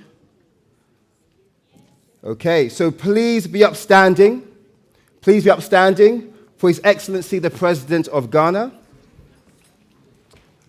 and the Deputy Prime Minister, Lord Chancellor, and Secretary of State for Justice, the Right Honourable David Lammy. Round of applause. Round of applause, round of applause. We are very lucky to have this delegation, this senior delegation with us today. What an honour, what an honour. Across continents, the United Kingdom and Ghana are connected by people, enterprise, and ambition. This partnership builds on strong foundations towards a shared vision for growth, delivering real benefits for both countries. UK companies are investing and creating jobs in Ghana. Ghanaian exporters are also expanding in UK markets, supporting innovation, resilient supply chains, and long-term growth. The partnership will mobilize private capital for industrial and infrastructure development. For Ghana, this means more long-term finance, quality jobs, and productive capacity. For the UK, this means advancing the modern industrial strategy through greater access to large-scale projects, export opportunities, and stronger global value chains. It will expand export market access through improved standards and trade facilitation. For Ghana, this means increased competitiveness and more value-added exports, including processed agriculture and garments. And for the UK, this means more reliable suppliers, diversified imports, and new markets for British goods and services. It will support regulatory reform and policy stability, giving investors greater certainty, transparency, and efficiency, helping unlock further investment. The Growth Partnership provides one coordinated approach, driving growth in Ghana and opportunity for UK firms. It brings together the UK's offer of commercial expertise, tax cooperation, export finance, and development finance, including British international investment. This aligns with Ghana's priorities of industrialization, big push, and the 24-hour economy and exports-led growth. From stabilisation to growth. From dialogue to delivery. The UK-Ghana Growth Partnership. 2 countries, 1 shared vision. Delivering resilient growth, competitive industries, and shared prosperity. Now and for the future. There you have it. There you have it. So I would like to invite to the stage His Excellency Christian Rogge, please come to the stage, and Her Excellency High Commissioner Benson, please come to the stage as well. Please round of applause, please round of applause. For this historic signing, and we also need witnesses. So, as the witnesses, I would like to invite to the stage His Excellency President Mahama. Please, welcome to the stage. And the Deputy Prime Minister, Right Honourable David Lammy.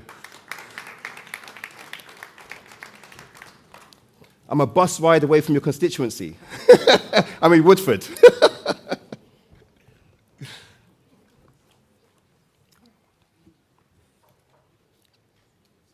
Yes, you can take a seat.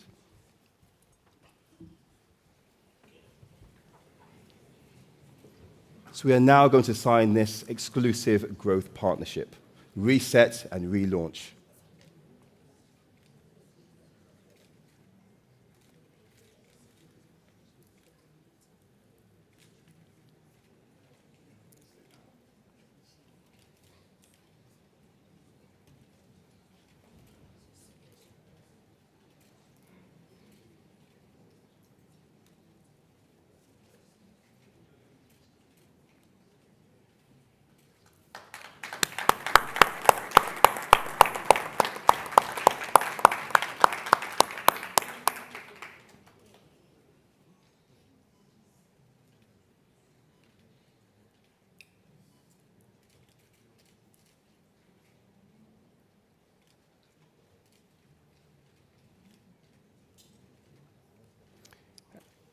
And there you have it. Round of applause.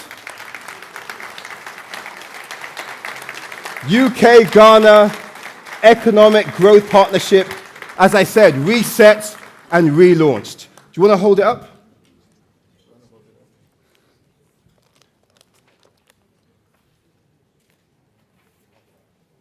We can take this moment for prosperity.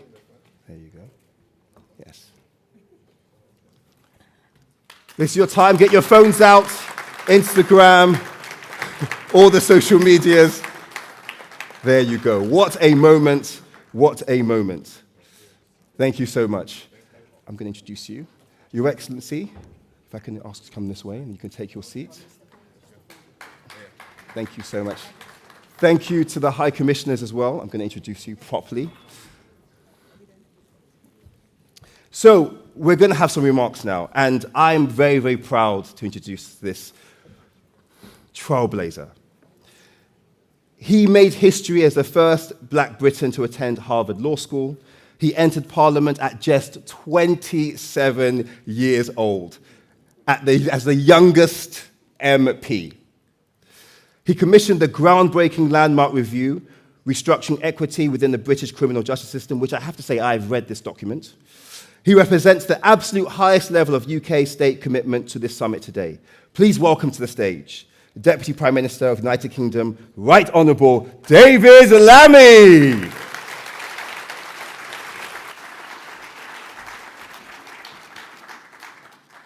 Well, can I say it's wonderful, absolutely wonderful to be here for this joyous, joyous occasion. President Mahama, ministers, business leaders, distinguished guests, it is a huge pleasure to welcome you here today on behalf of the Prime Minister, and I'm honoured, really, to join you as Deputy Prime Minister for this important moment. It really exemplifies a deep friendship between our two nations. The signing of this partnership is a statement of our shared purpose. It's a declaration that our countries are bound by our history, connected by our people, united in our ambition, and that we're choosing to build a stronger future together. And it's one that's defined by growth, by opportunity, by prosperity for both of our peoples, and one, of course, that builds on the deep ties between us. And that's not found only in diplomacy and trade, but it's in so many families and communities, in business and culture, and through our extraordinary Ghanaian diaspora in this wonderful country. I want to pay tribute to two things when I talk about the Ghanaian diaspora. One, it's important always to remember your mentors on these occasions. And one of the great sons of Ghana in our political system is here, Lord Paul Boateng.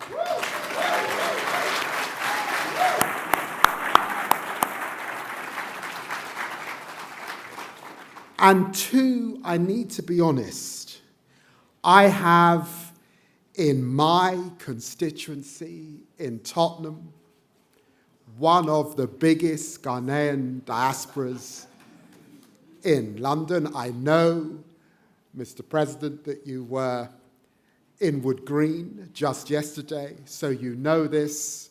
They have always been hugely supportive to me, and I'm very, very grateful.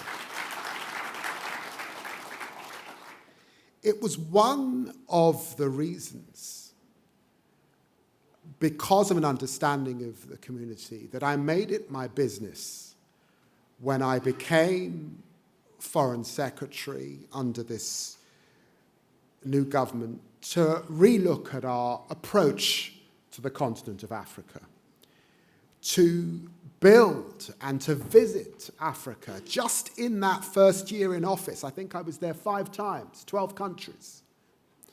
And I spoke about a new partnership between the UK and the continent, a new Africa approach, an evolution in how Britain works with our partners. Because countries like Ghana are not asking for assistance. And rightly so.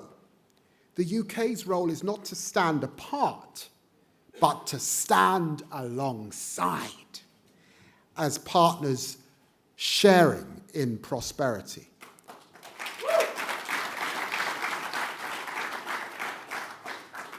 It's because of our knowledge, deep knowledge now, over many, many decades, centuries of relationship, that we're building relationships not on an old paternalism, but on mutual benefit. Modern partnerships between equals, recognizing the immense dynamism, talent, and potential across the continent of Africa. And this is the spirit that sits at the heart of the UK-Ghana Growth Partnership.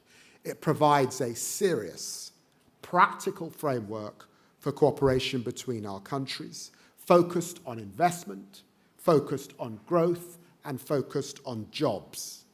A framework that brings together government, business, investors, and innovators to turn that shared ambition to practical delivery with real results for both our nations. The strong economic foundations we share are already strong. The deals and investment opportunities agreed during President Mahama's visit alone are worth some £215 million.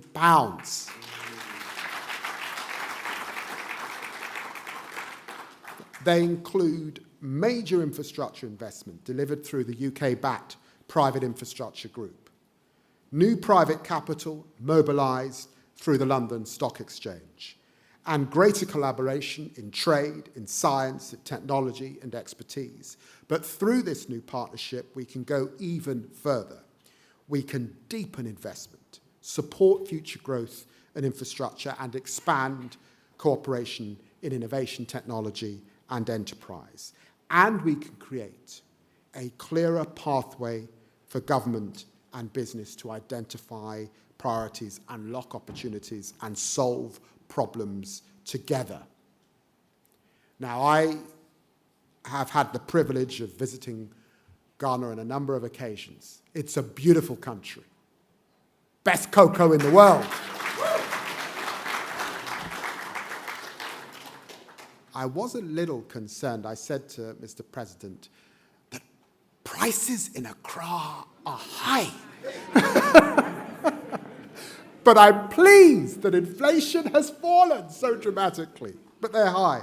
So I hope that investment will improve that over time. And at the heart of this partnership is confidence.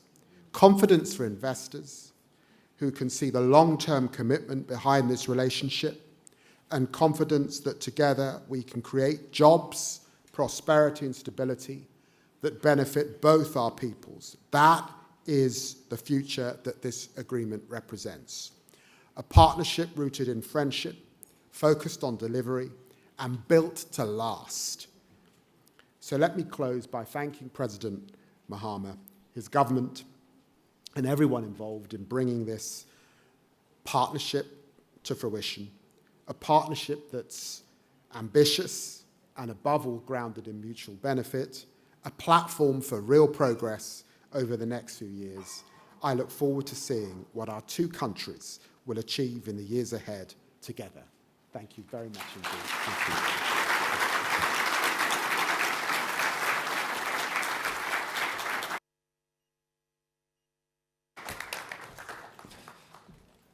So inspiring, so inspiring. It's only right that we hear the response. The representative representing Ghana, and I have to say something. I grew up near Tottenham. I was always in Tottenham getting my hair cut. And I always wondered, how many Ghanaians are there in Tottenham? The best Gan Kinky is in Tottenham. So I want to highlight that. Honestly, the shito, the kena, everything is there. To let you know, Ghana is also in Tottenham. So it's only right that we hear from representatives of Tottenham as well as the nation of Ghana. Please welcome to the stage His Excellency President Mahama.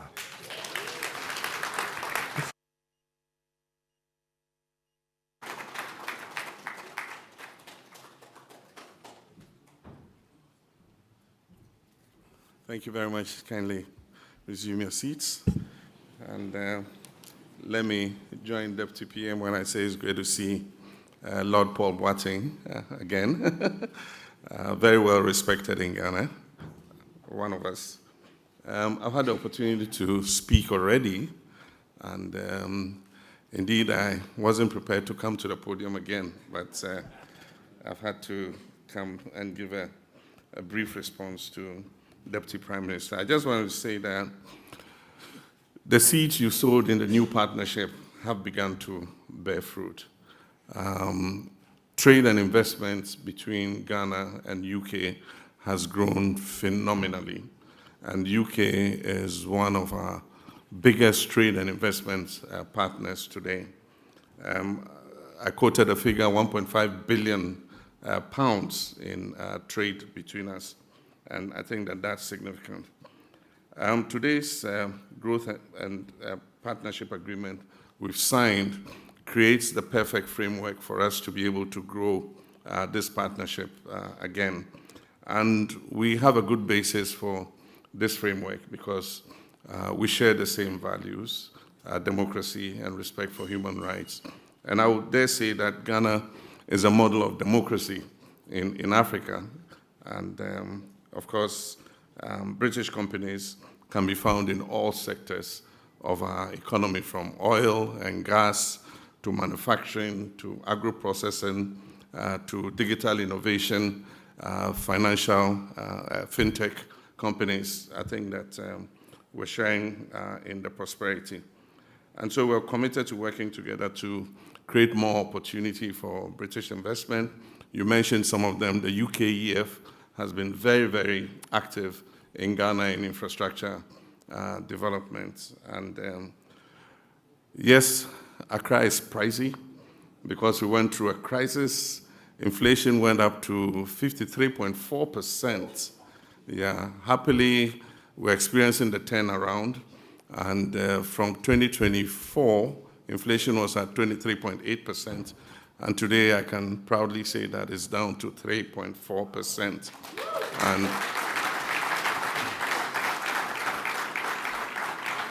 we are determined to continue to work to make sure that we create an enabling environment for business to thrive. Just the final thing, we're looking forward to the World Cup and playing England.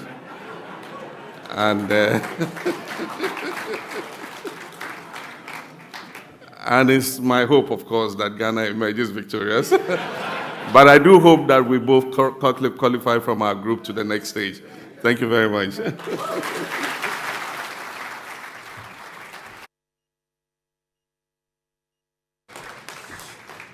Amazing, amazing, amazing. I mean, this is equal partnership, which we love to see, just a housekeeping. Could I get someone, a team, to take the table off stage for the next panel? That would be amazing. Keep the 2 chairs. That's absolutely fine.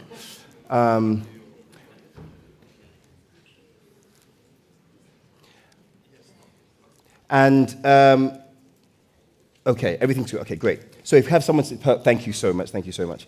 So our next segment brings together elite leadership to explore market entry and massive investment opportunities unfolding within West Africa. And this is our lead headline sponsor, so I want to thank them particularly to say thank you for investing in this conference. These things do not happen for free, my friends, and this company definitely invested. But guiding this conversation is an Oxford graduate. Can I have another chair, please? One chair up here, thank you. Guiding this conversation is an Oxford graduate, distinguished corporate leader, certified chartered banker, and influential board member of the UK Ghana Chamber of Commerce, Linda Wayo.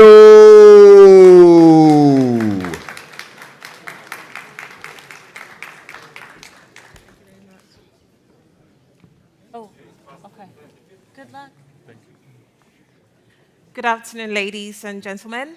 I'd like to stand on all existing protocols. Earlier this morning, we heard from people responsible for managing Ghana's money. Now we're about to hear from two gentlemen focused on creating the people and ideas that will generate even more money. So it's a nice progression from the first panel we had this morning, from managing capital to creating more of it. Today's discussion will bring together two leaders approaching that opportunity from two different angles. They have a brilliant partnership going at the moment, and together they're exploring one simple but powerful question. What's that question? How do we prepare Ghana not only to attract investment today, but to create the leaders, innovators, and builders who will drive investments for decades to come? Please join me to welcome on stage Mr. Alec Milne, founder of Virtria. Alec has spent more than 3 decades building businesses that have generated over $1 billion in revenue and now leads Virtria, an organization focused on developing globally minded business leaders. He's a business partner of our next speaker that I'm about to introduce, and he was also an early investor in Shopify. A round of applause for Mr. Milne. Our second speaker is Mr. Del Titus Bewa. He's a founder of Web3 Africa Group and Hyro Exchange. Please welcome him. Del is a British Ghanaian entrepreneur helping shape Africa's digital asset and blockchain ecosystem through Web3 Africa Group and Hyro Exchange, while also playing an active role in regulatory engagement and innovative policy. Virtria, like Michael said, in partnership with Web3 Africa Group, are the headline sponsors of the summit. A round of applause for them, ladies and gentlemen. Welcome on stage, gentlemen. So first, I'm just going to explore what you each do in your fields, and then we're going to talk about that beautiful partnership you've got together. So I'll start with you, Alec. So normally when I am beside Del, I need a phone book to stand. So I appreciate the chair idea. This is actually better for me. Yep. So I'm a Canadian, as you can tell by the accent or lack of accent. And normally I come to these types of events, and we obviously are a sponsor here. We want to familiarize everybody that is here with what Virtria is. And the things that I wish to say change as I hear other people speak. Normally my opening acts are not presidents, governors, ministers, shockingly, but I was so struck by their words and the things that they spoke of that although I would love to speak about Virtria and tell you exactly what it is, I will do that to an extent.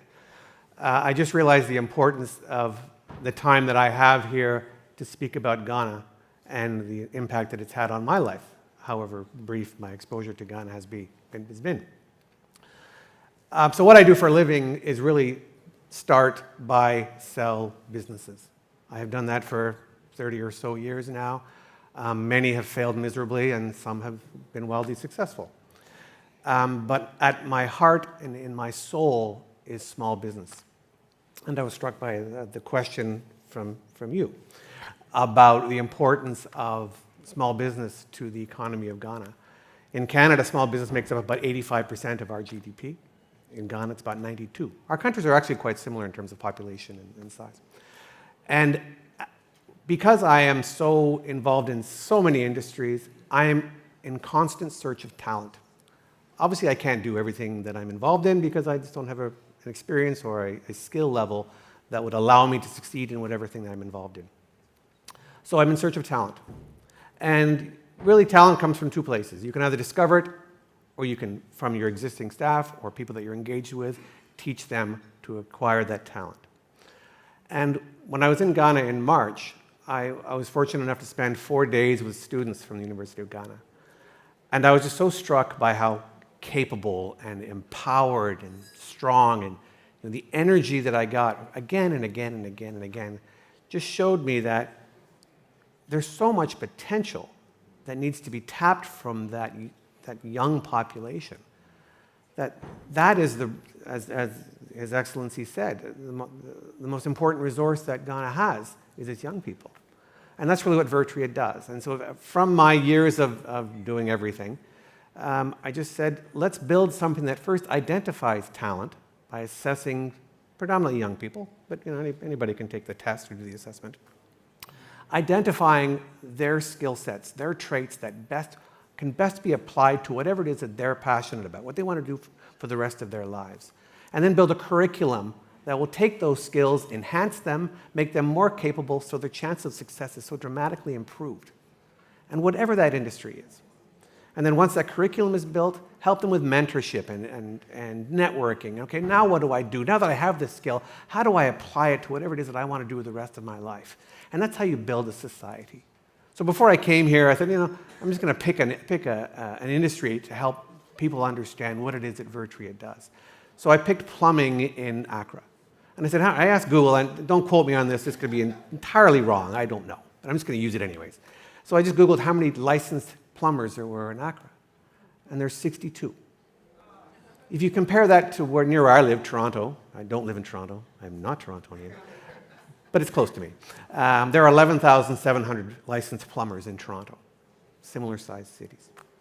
So say the city of Accra decided, you know what, if we're going to develop our community, our society properly, I'm taking way too much time, aren't I? Okay. If I want to develop our city properly, we need plumbers. We need to build. We need to develop. How do I find plumbers? How do I train them? How do I get them to be capable to own their own plumbing business? And that's what Virtria does. We can engage at every level with anyone from Dell in the crypto digital asset space to plumbers, to hairdressers, to everybody. That's how you build a community. That's why I'm so passionate about Virtria, because Virtria can, every single one of you in this room knows somebody who has a passion, just doesn't know where to start, or how to begin, or where to find resources, or what to do. And so that's one story, and that's what Virtria is. It's one story of helping that one person develop themselves to the next level. So through various people that I get to meet, I got to meet Dell. And I'll let Dell continue the story of where we are today. Thank you very much for that, Alec. Just before Dell comes in, it's a very interesting story you've got there. I mean, arguably, human capital is probably the most valuable investment, because when you look at going into natural resources, infrastructure and everything, you still need human capital in there. So can you tell us why you think human capital is so undervalued? In my previous life, this wasn't scheduled, but in my previous life, I was a lobbyist to the federal government on behalf of small business. And in Canada, there are about 300,000 small to medium enterprises, ranging from 1 person to 500 people in staff. And so I was the voice for that group of people in Ottawa, our nation's capital. And we were like you in that we are resource rich, but we do not manufacture anything. So all we really had was human capital. All we really had was passion, desire, education, training, capability, but then what? And so that's why I became so passionate about it, was how do I help that one person who's got everything, but really doesn't have anything unless somebody helps him. Somebody shows him, or something shows that you've got the working capital, now you need help. And that's what drives me. Thank you very much. We'll go to Dell, tell us your story. Oh, wow. So I guess I'll start with the vision of why I do what I do and why we do what we do. Indeed. And it really stems from really wanting to see Africa prosper as a continent, naturally. There's skill sets that I've learned. I was born and raised in London, and some of those skill sets I believe needs to be transferred back home onto the continent, namely virtual assets. And so the story for me starts 2018 when my dad passes away, unfortunately, which leads me to spend more time in Ghana. And I got involved in virtual assets around 2014. So I practically mined my first Bitcoins at the time through us having an alternative investment firm that I was involved in and really seeing the white paper for the first time and thinking to myself, this is a very interesting, innovative product. And I think that, if it can be applied, it will really be something that will change our economic forays. And so fast forward, when I do have to go back or step into, should I say, my father's shadows in Ghana, it became clear that virtual assets could be a thing. And so I worked very closely with the institutions, the central bank and the SEC, some really good friends from the central bank in here. I know they're hiding. I won't call out their names, but I have some really good allies in there who basically worked with us to really help establish the framework. And the conversation was very simple. There were young people in there that were also interested in the things that I was interested in. And they just said, well, this is new to our regulatory environment. And so what you're going to have to do is build awareness. Okay. And the way we built awareness in Ghana is we basically set up a Web3 community. And the Web3 community simply focused on conferences, hackathons, and essentially me leveraging on the relationships I'd built on the West Coast, in the US, in tech, and in crypto. And basically leveraging those relationships for them to come back with me to Ghana to sponsor and partner to build ecosystems. We built these ecosystems. We eventually built a very, very strong relationship with the regulators. Okay. And the breakthrough was when we invited the founder of Ethereum, Vitalik Buterin, who runs the second, or I guess, one of the bigger crypto businesses in the world, to come to Ghana. He spent 2 weeks with me. We met with the regulator, and at that point onwards, the regulator said, we are going to now put a policy framework in place. Fast forward, we're now in a situation where the governor and the president have actually signed a bill into place as of 19th of December 2025, and we have a sandbox both for the BOG and the SEC, with I think a total combined of 16 companies that are offering different services in the virtual asset space, and that is my story. Amazing. What a brilliant story. A round of applause for him. It's interesting you talk about all these technologies. What I'm intrigued about is I just want to know what practical opportunities you believe these technologies actually create for economies like Ghana. Yeah, so I think the first thing that comes to mind is cryptocurrency. Okay. And I think what needs to be reevaluated is the innovation is not cryptocurrency. The innovation is blockchain. It's the infrastructure that supports the cryptocurrency. And when you think of Africa, the kind of things that come to mind is, day-to-day practical things. Interoperability is a problem. Moving money around, from different borders is an issue that we need to fix. Crypto or virtual assets solves that problem. You look at land litigation issues, right? That's been, we've been plagued by that for so long. But all of a sudden, there is a possibility to move our deeds and titles on chain. We probably it may sound far off, but when I think of when we started 4 years ago and where we are today, I think Ghana has been quite aggressive in comparison to some of the stories I've heard in the other countries. And Ghana actually has been in a position where other countries have sent people to be trained by a central bank and ICC. So when I think of the things that can be done, i.e. IP protection, putting deeds on chain, building systems that allow payments to be interoperable, you're now in a situation where Ghana has so many opportunities that it can consolidate through this technology. Thank you very much for that. Now back to Alec. So I just want to know what you saw in Dell. I mean, you could have invested, you could have partnered with anyone at all. I want to know exactly what you saw in Dell and his business that compelled you to partner with him and then to go to Ghana as well. Predominantly my age. Myself and my friends, you know, will be the first to admit that we don't fully understand Dell's world. And we see it coming. We know it's inevitable. We know none of us can avoid it. And we know all of us should be better versed in it, those of us who aren't already. We all know we should be versed in it. And so that was just another thing that I thought, well, that's important. And so when talking to young people, I was shocked by there seemed to be two levels. There was those that were well-versed, entrenched in it, knew everything about it, and those that didn't. And I thought how unfair that was. I thought how this is where we're going as a planet, and these people are just going to leave the rest of the other young people behind, and those of us that are older. And so Vertria built a curriculum to help those people. So banks can say, okay, boy, we've got all these tellers who really don't understand cryptocurrency at all. They need to be versed into it to an extent.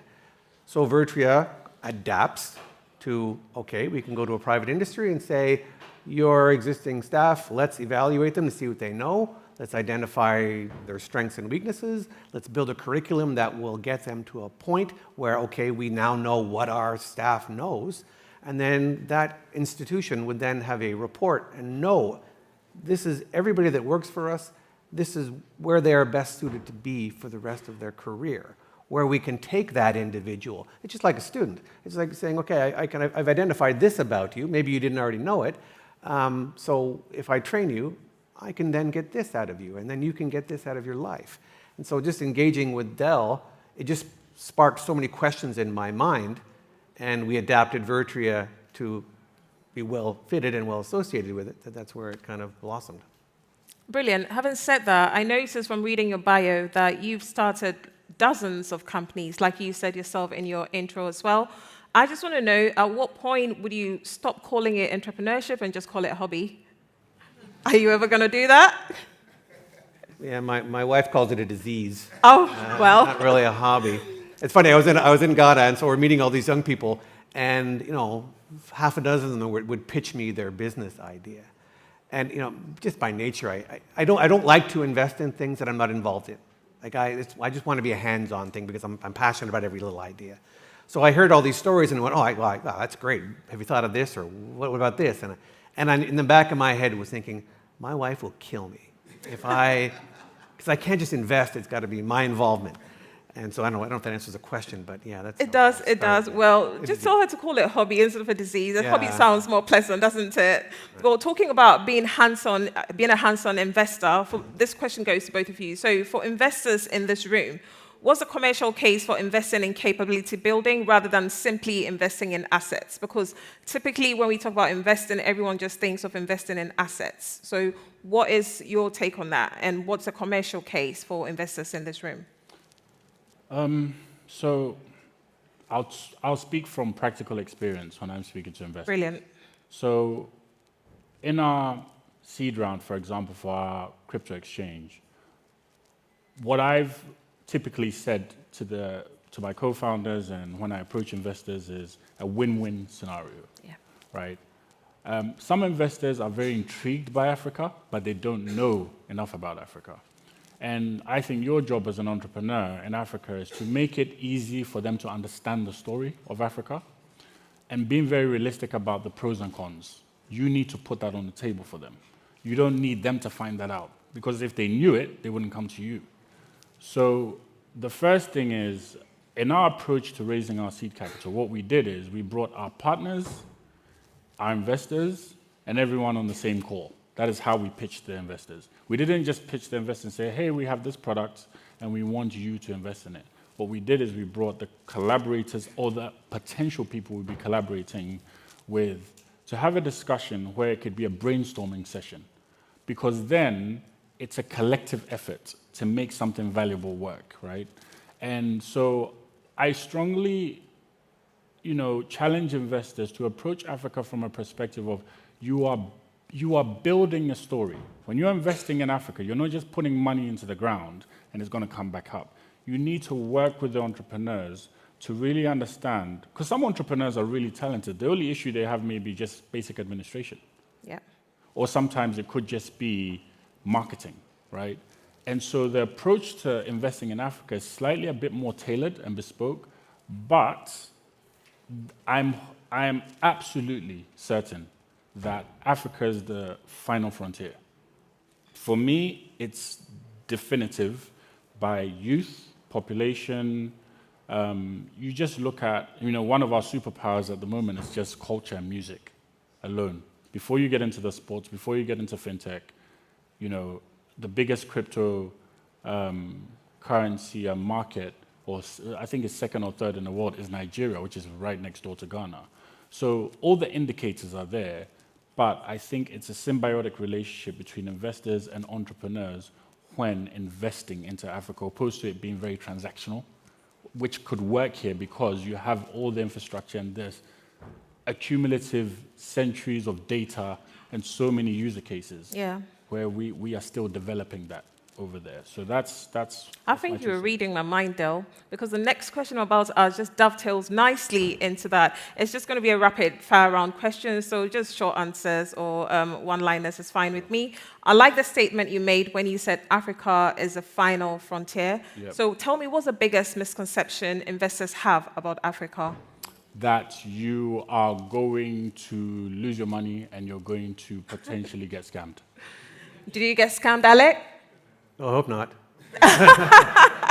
Because, well, you're sitting together on the stage today. You're here today, so it's safe to say you didn't. Well. The answer is no. All you need to do is spend some time in Ghana, and you would lose the feeling of that. Gee, there's a chance I couldn't get scammed. I mean, you just don't feel that there. I've been in places.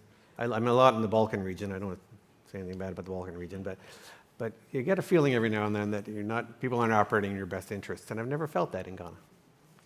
Thank you very much for that. Yeah. So I'll just add to that is that, I've made and lost money in Ghana. That happens everywhere. It does, indeed. It actually happens everywhere. Yeah. And the reasons why it's happened could be the same reasons it could happen here. You do enough research, you adapt and understand how things should work, then you have chances of succeeding. Yeah, it's taken me a long time. I mean, if I'd listened to some of my late father's advice, I probably would have saved a lot more money. But nonetheless, my point is, there are people building successful businesses in Africa. So I don't subscribe to any narrative from any investor when they say the default situation is that you're going to lose money in Africa. No. So it is indeed a misconception. It's a massive misconception.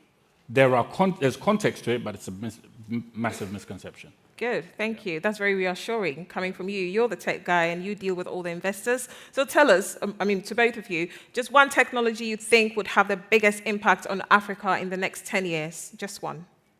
Crypto. Okay. Yeah, I'm a services industry guy. I just believe in building communities. I mean, so many communities, and you can just walk around and see, well, they need that, they need that, they need that. And in order for people to be able to play in the crypto space, you need services in your community to build it up so people can make money, can prosper. What a brilliant combination. Services, crypto, so he brings the services. Well, virtual assets, I have some regulated. Virtual assets. Yeah, virtual assets. Okay. Before we take some questions from the audience, I just want you to tell me one word that describes Ghana's opportunity right now. You can go first. It might not be a good one, but I have to say how surprising it was. Surprising. Okay. In a good way. Youth. Youth. I like Vibrant youth. Okay. Ladies and gentlemen, we're going to open the floor. A round of applause for our gentlemen here today. If we could get the microphones ready. Okay. There's one from the gentleman here, and then after that, one from the gentleman on the on the fourth row. Oh, no? You have the floor, sir. Hi, good morning, afternoon. My name is Nisaki Barnum from Nodo Commodities. Blockchain, yes, I'm a sole believer in it. I'm a PhD researcher at King's College London on blockchain. So yeah, I'm sold. So this is for you, Del. What do you think are the top 5 challenges in blockchain adoption in Ghana specifically? And what do you think are the potential solutions? Okay, it's a very good one. So I will use the bigger companies that do come onto the continent. Either they want licensing or they want to expand there, and they always have this kind of like roadblock. I can't mention any names for obvious reasons, but you know, they'll say adoption or retention of users is the word they use, is very difficult in Africa. The problem is they're approaching it from the top down, and like any business, I think that particularly when it comes to blockchain and virtual assets, is it needs to be from the bottom up. So I've always said this: if the market seller, the taxi driver, the school teacher, or just like you have mobile money in Ghana, if that is not happening, it is a failure. The adoption is a failure. It's not going to be successful because just banks are using it. And with the best intention, yes, banks using it is a major, should I say, it's a major milestone. But one of the biggest obstacles I've seen is the approach of a bottom-up solution. And then obviously, in addition to that, is education and literacy is key, which is why what the central bank are doing relating to Navali is very, very central to Ghana's success when it comes to virtual assets. So I'm very, very, very passionate about it, obviously. But I think those are the main obstacles there. Obviously, as I said, education, bottom-up adoption. Maybe I'll add one more in there, which is around the, I guess, legislative synchronicity between countries, right? To ensure that it's easy for virtual assets to be transferred between different countries. I don't know how we're going to get through that yet, because yes, Ghana is ahead slightly, but we need everyone else to come on board for this to work in a harmonious way. For us to have that real global impact or regional impact that we're looking for, we're going to need that collaboration. Hope that. Thank you. Thank you very much for that detailed response. Yeah. We'll take the second question. Hello, hi. Del and Alec, right? Yes. Hi, my name's Jeremy Rogers. I am a co-CEO and co-founder of Pharmadyne. Having heard, obviously, Alec and your drive and your interest in investment in Ghana, which is very exciting, in companies like mine. However, when Del mentions the future is crypto and the AI space, or at least within the data services, it's a concern for me as a founding member of my company, and it's a startup. Because obviously the question is energy, and that is a foundation problem for my company. We require lots of energy for manufacturing. And if you're building an AI factory, it takes away from new companies like myself. I'm not sure if you ever saw the president of Kenya, William Ruto. He had a deal with Microsoft in regarding to the AI space. He sort of had a deal with them, but he said that he'd had to cut the deal because he would have to shut down half of Kenya in order to make it work. Mm-hmm. So have you, both of you, foreseen any sort of challenges in regarding to the sort of energy distribution for, in terms of like developing for the company, or your company in particular? Should I take? Oh, you can start. Yeah. Okay. So, yes, I actually have. It's funny, I was having, there's a conversation we're having, was it yesterday actually, on data centers and the amount of water. Yeah. That we were actually having a conversation over dinner yesterday. So, yes, there's absolutely, you have a very strong basis for that case, but I think, as in most industries, when you're innovating, for example, when mining started in crypto, it was consuming ridiculous amounts of energy. It still does. And people were saying that, oh, Bitcoin is going to take half of the world's resources, right, in terms of energy consumption, which is false because the construction industry does more damage when it comes to pollution and how much energy it consumes globally by a factor of, it's almost like 15,000 or something in comparison to Bitcoin mining, right? The amount of energy consumption both ways. So there are some misconceptions, but I do think that as part of the legislation going forwards is there should be some guardrails on how energy is managed.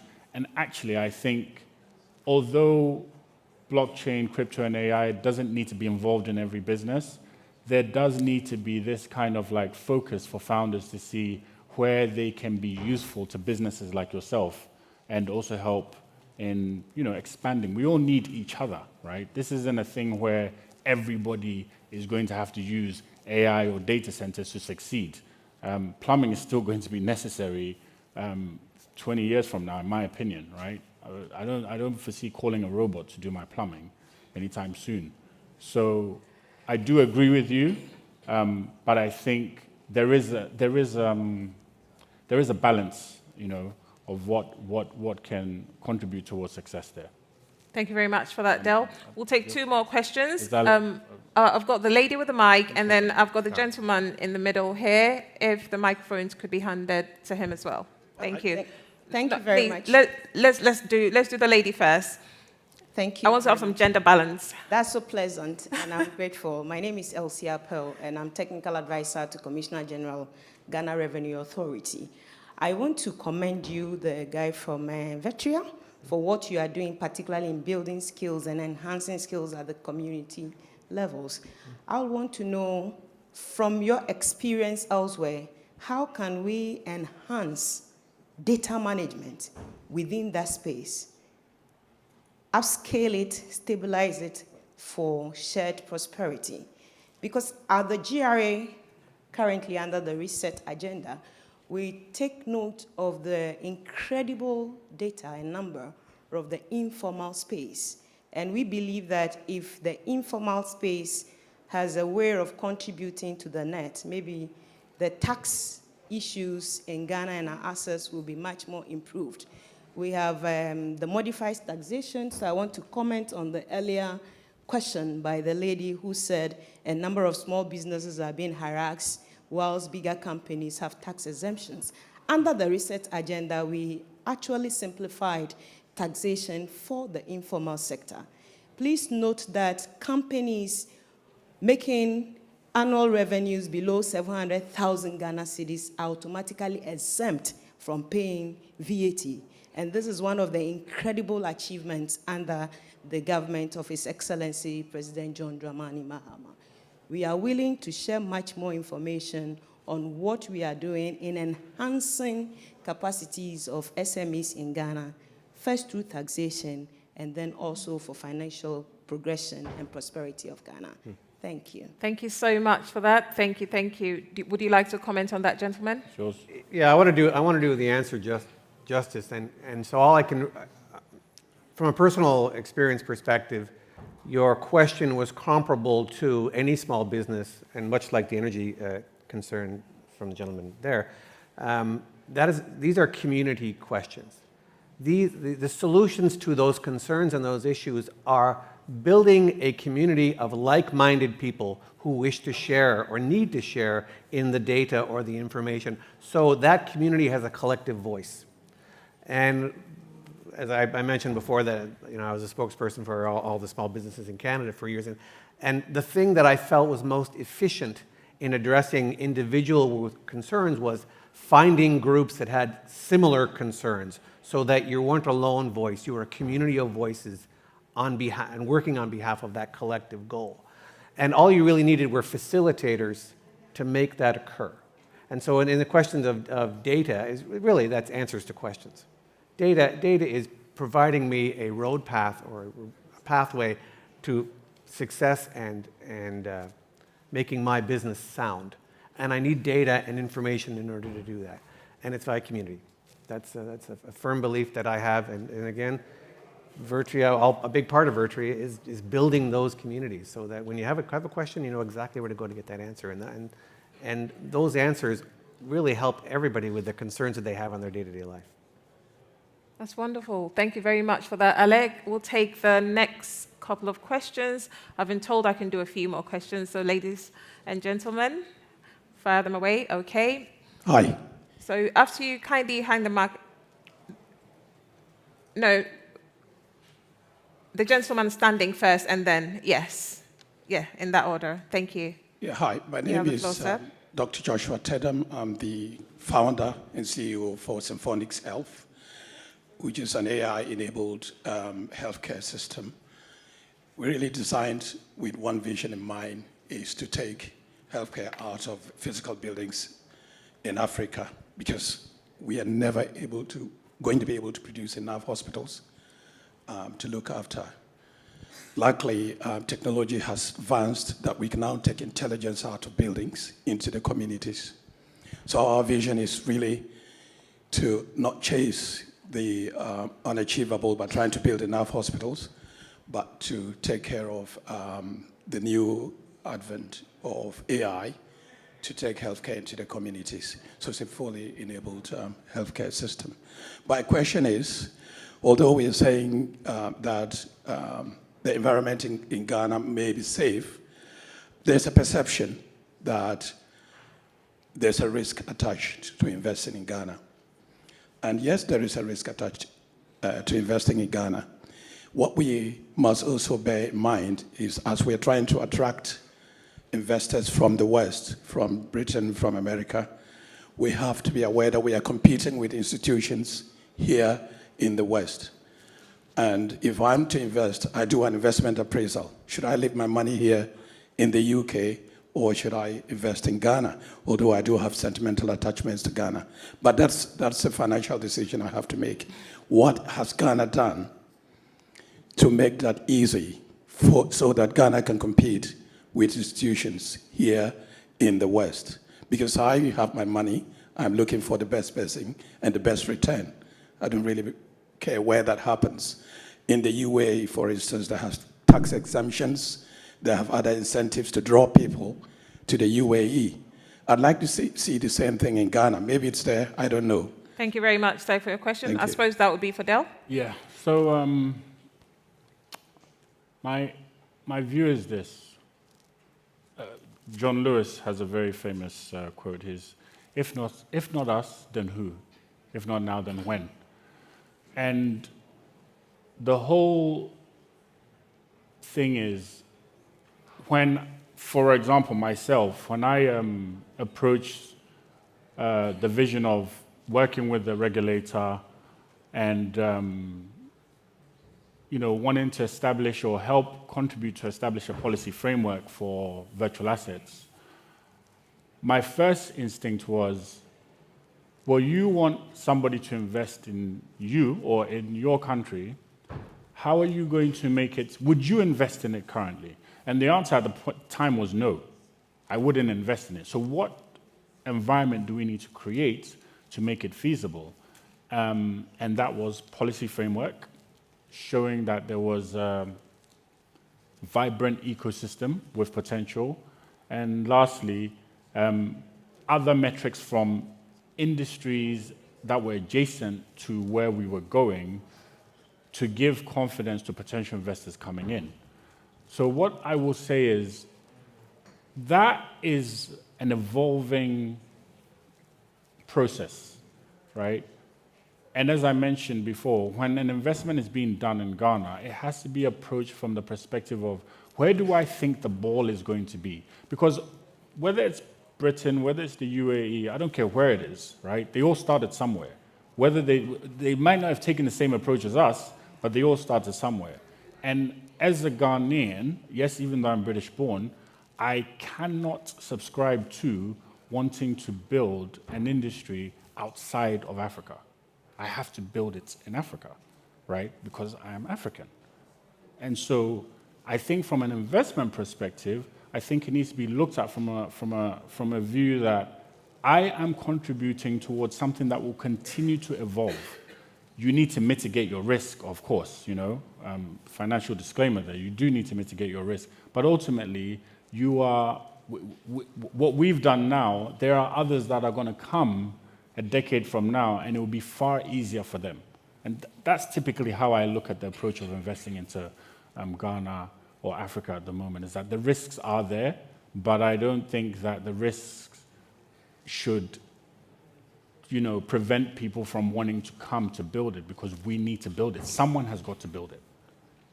Thank you very much for that, Del. I like that. The risks are there. Don't let the risk deter you, because there's risk everywhere, really. Yeah. So if not Ghana, then where? Yeah. Okay, let's take the next question from the gentleman in the middle. Yes, you have the floor, sir. Hi, my name is Rajesh Palmer. I'm the co-founder. I don't think your mic is on. Hello? Yeah, we can hear you loud and clear. My name is Rajesh Savji Palmer. I'm the co-founder and CEO of a company called Indelible. I've been in the fintech space for about 18 years, heavily focused on Africa and in Ghana for a number of years. I've gone from remittances into nature finance. Now, speaking to a Canadian and also a Ghanaian, I think both of you will appreciate the impact that services, whether they're financial-led or others, have had on the environment, the climate, and nature. And we've just last week launched the first-of-a-kind partnership in integrating blockchain payments to fund nature projects across Ghana with a bank called OmniBisic. I wanted to it's for both of you really, but in terms of the blockchain space, which is what I'm focused on for financing, what are your views on stablecoins? Because that's not been mentioned once, and I want to get your view on that in terms of whether you think that will accelerate the crypto space beyond the licensing with the BOG, and from your perspective in terms of the impact on the future, employment and services, what are your thoughts on the nature sort of decline, biodiversity decline, and what it will mean for the world in 10 years' time, Africa, Ghana, and of course the rest of the world? Thank you. Okay. Want to go first? I'm going to go first. Yeah. I'll go first. Okay. So because I spend so much time traveling and experiencing the rest of the world, it is dramatic the difference that government has in their involvement in their own environment. And for the most part, I look to government's involvement being engaged with the commercial sector to address the environmental concerns of their country or their area. And even Canada, which I would imagine that most people would have the perspective that Canada is, very environmentally focused, very clean, very beautiful country, doesn't have the concerns that other countries may have. But at the same time, I can point to really dramatic inefficiencies within the Canadian government that are better than any other country that I have experienced. I'm very involved with the environmental space in Canada. It's just something that when you have children, you immediately think, okay, about their future, and you immediately think, what are we doing? And lots of the issues that I am asked about, and particularly from a small business perspective, is that what can I expect my leadership to do on my behalf? And for whatever reason, environment still doesn't play enough in the conversation with everyday life as part of the decisions that you're making commercially and personally.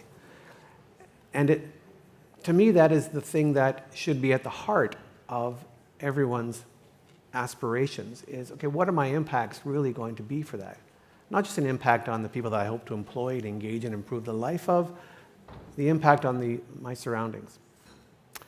And how we as a collective get that into the conversation predominantly is a challenge I don't think anybody has really solved.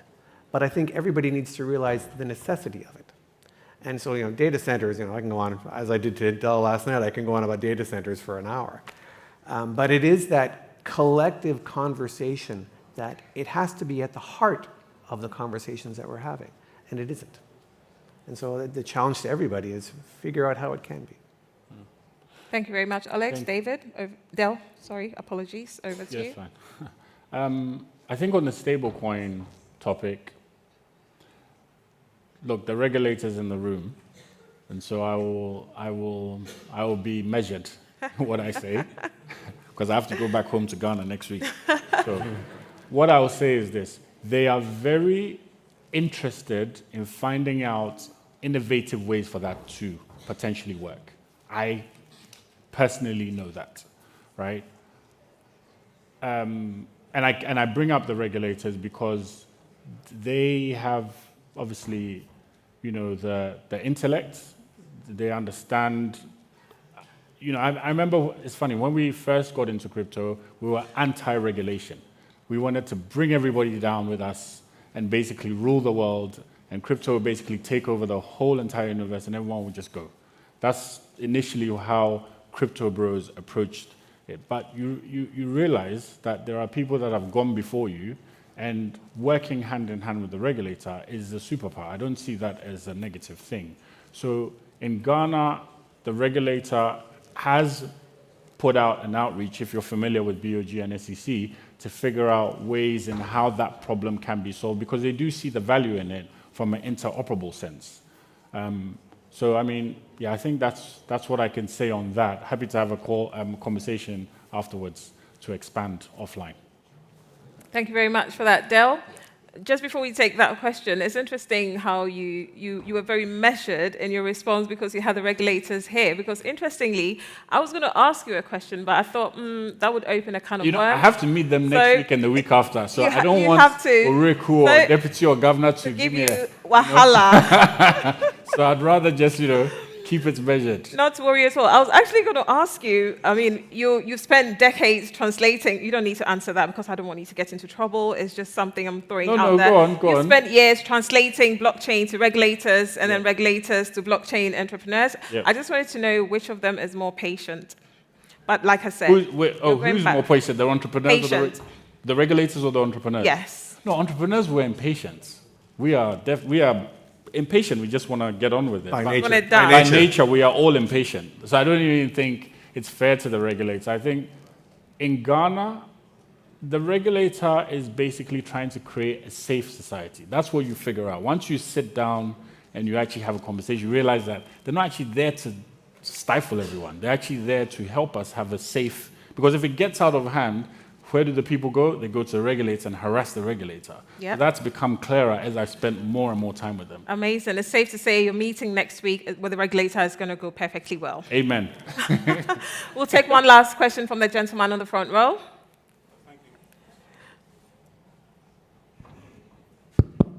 Thank you very much. This is more a clarification. I think there was an issue about energy and the fact that data centers and what you're doing, AI and so on, will consume so much energy that there'll be none left for other sectors of the economy. Well, I think the president himself mentioned that there's been a fair amount of commitment for investment into gas, and most of that gas from ENI or tallow will go into power generation. That's the first. Yeah. And that probably is about 1,200 megawatts anticipated for fossil fuel. For renewables, the 24-hour economy, of which I head, is currently involved in a project to deploy 2 gigawatts into the grid. 1,500 megawatts from renewable solar in a solar park, and then 500 megawatts from bioenergy. So going into the future up to 2028, we should see an injection of about 2 gigawatts at the minimum, which should satisfy those who want to invest in energy-intensive areas. Additionally, one of the components of the 24-hour economy program, anticipating the crisis in the Gulf and the need for some level of independence in terms of energy requirements, we're developing together also with another investor a biofuels and bioenergy program that allows us also to support industries that are stranded because they're nowhere near a gas pipeline by using bio-LNG and renewable natural gas and so on. So the energy space is of concern to Ghana. Without energy, you cannot industrialize, and every effort is being made to make that available for industries and other operators, including data centers and so on. Thank you very much. Thank you for the Thank you very much for that, Dr. Tano. That's Dr. Gusi Tano. He's a special advisor to the President on the 24-hour economy. Thank you. I'll allow our two gentlemen to make any comments on that if you would like to. Well, round up. comments like that, that piece of information is invaluable to potential investors. And that's really what these types of events are, is providing comfort to people. And that information, how does the rest of the world know it? How do people learn that? And so there's risk in every country, and there's risk in every investment. So that can never be addressed. But it's a sharing of information. And so it falls to the organizers of an event like this to make sure that information that is being shared here is shared with everybody. Because what an advantage we have that we're here and we got to hear it when nobody else knows it. It's not really fair now, is it? So anyways, a sidebar. That's a sidebar note. Thank you. Over to you, Del.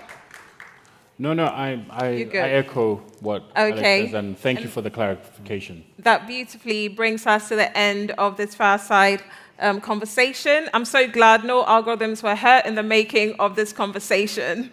Now, just before we sign off, I'd like to hear your final thoughts. I'll start with Alec, and then I'll come to Del. Sure.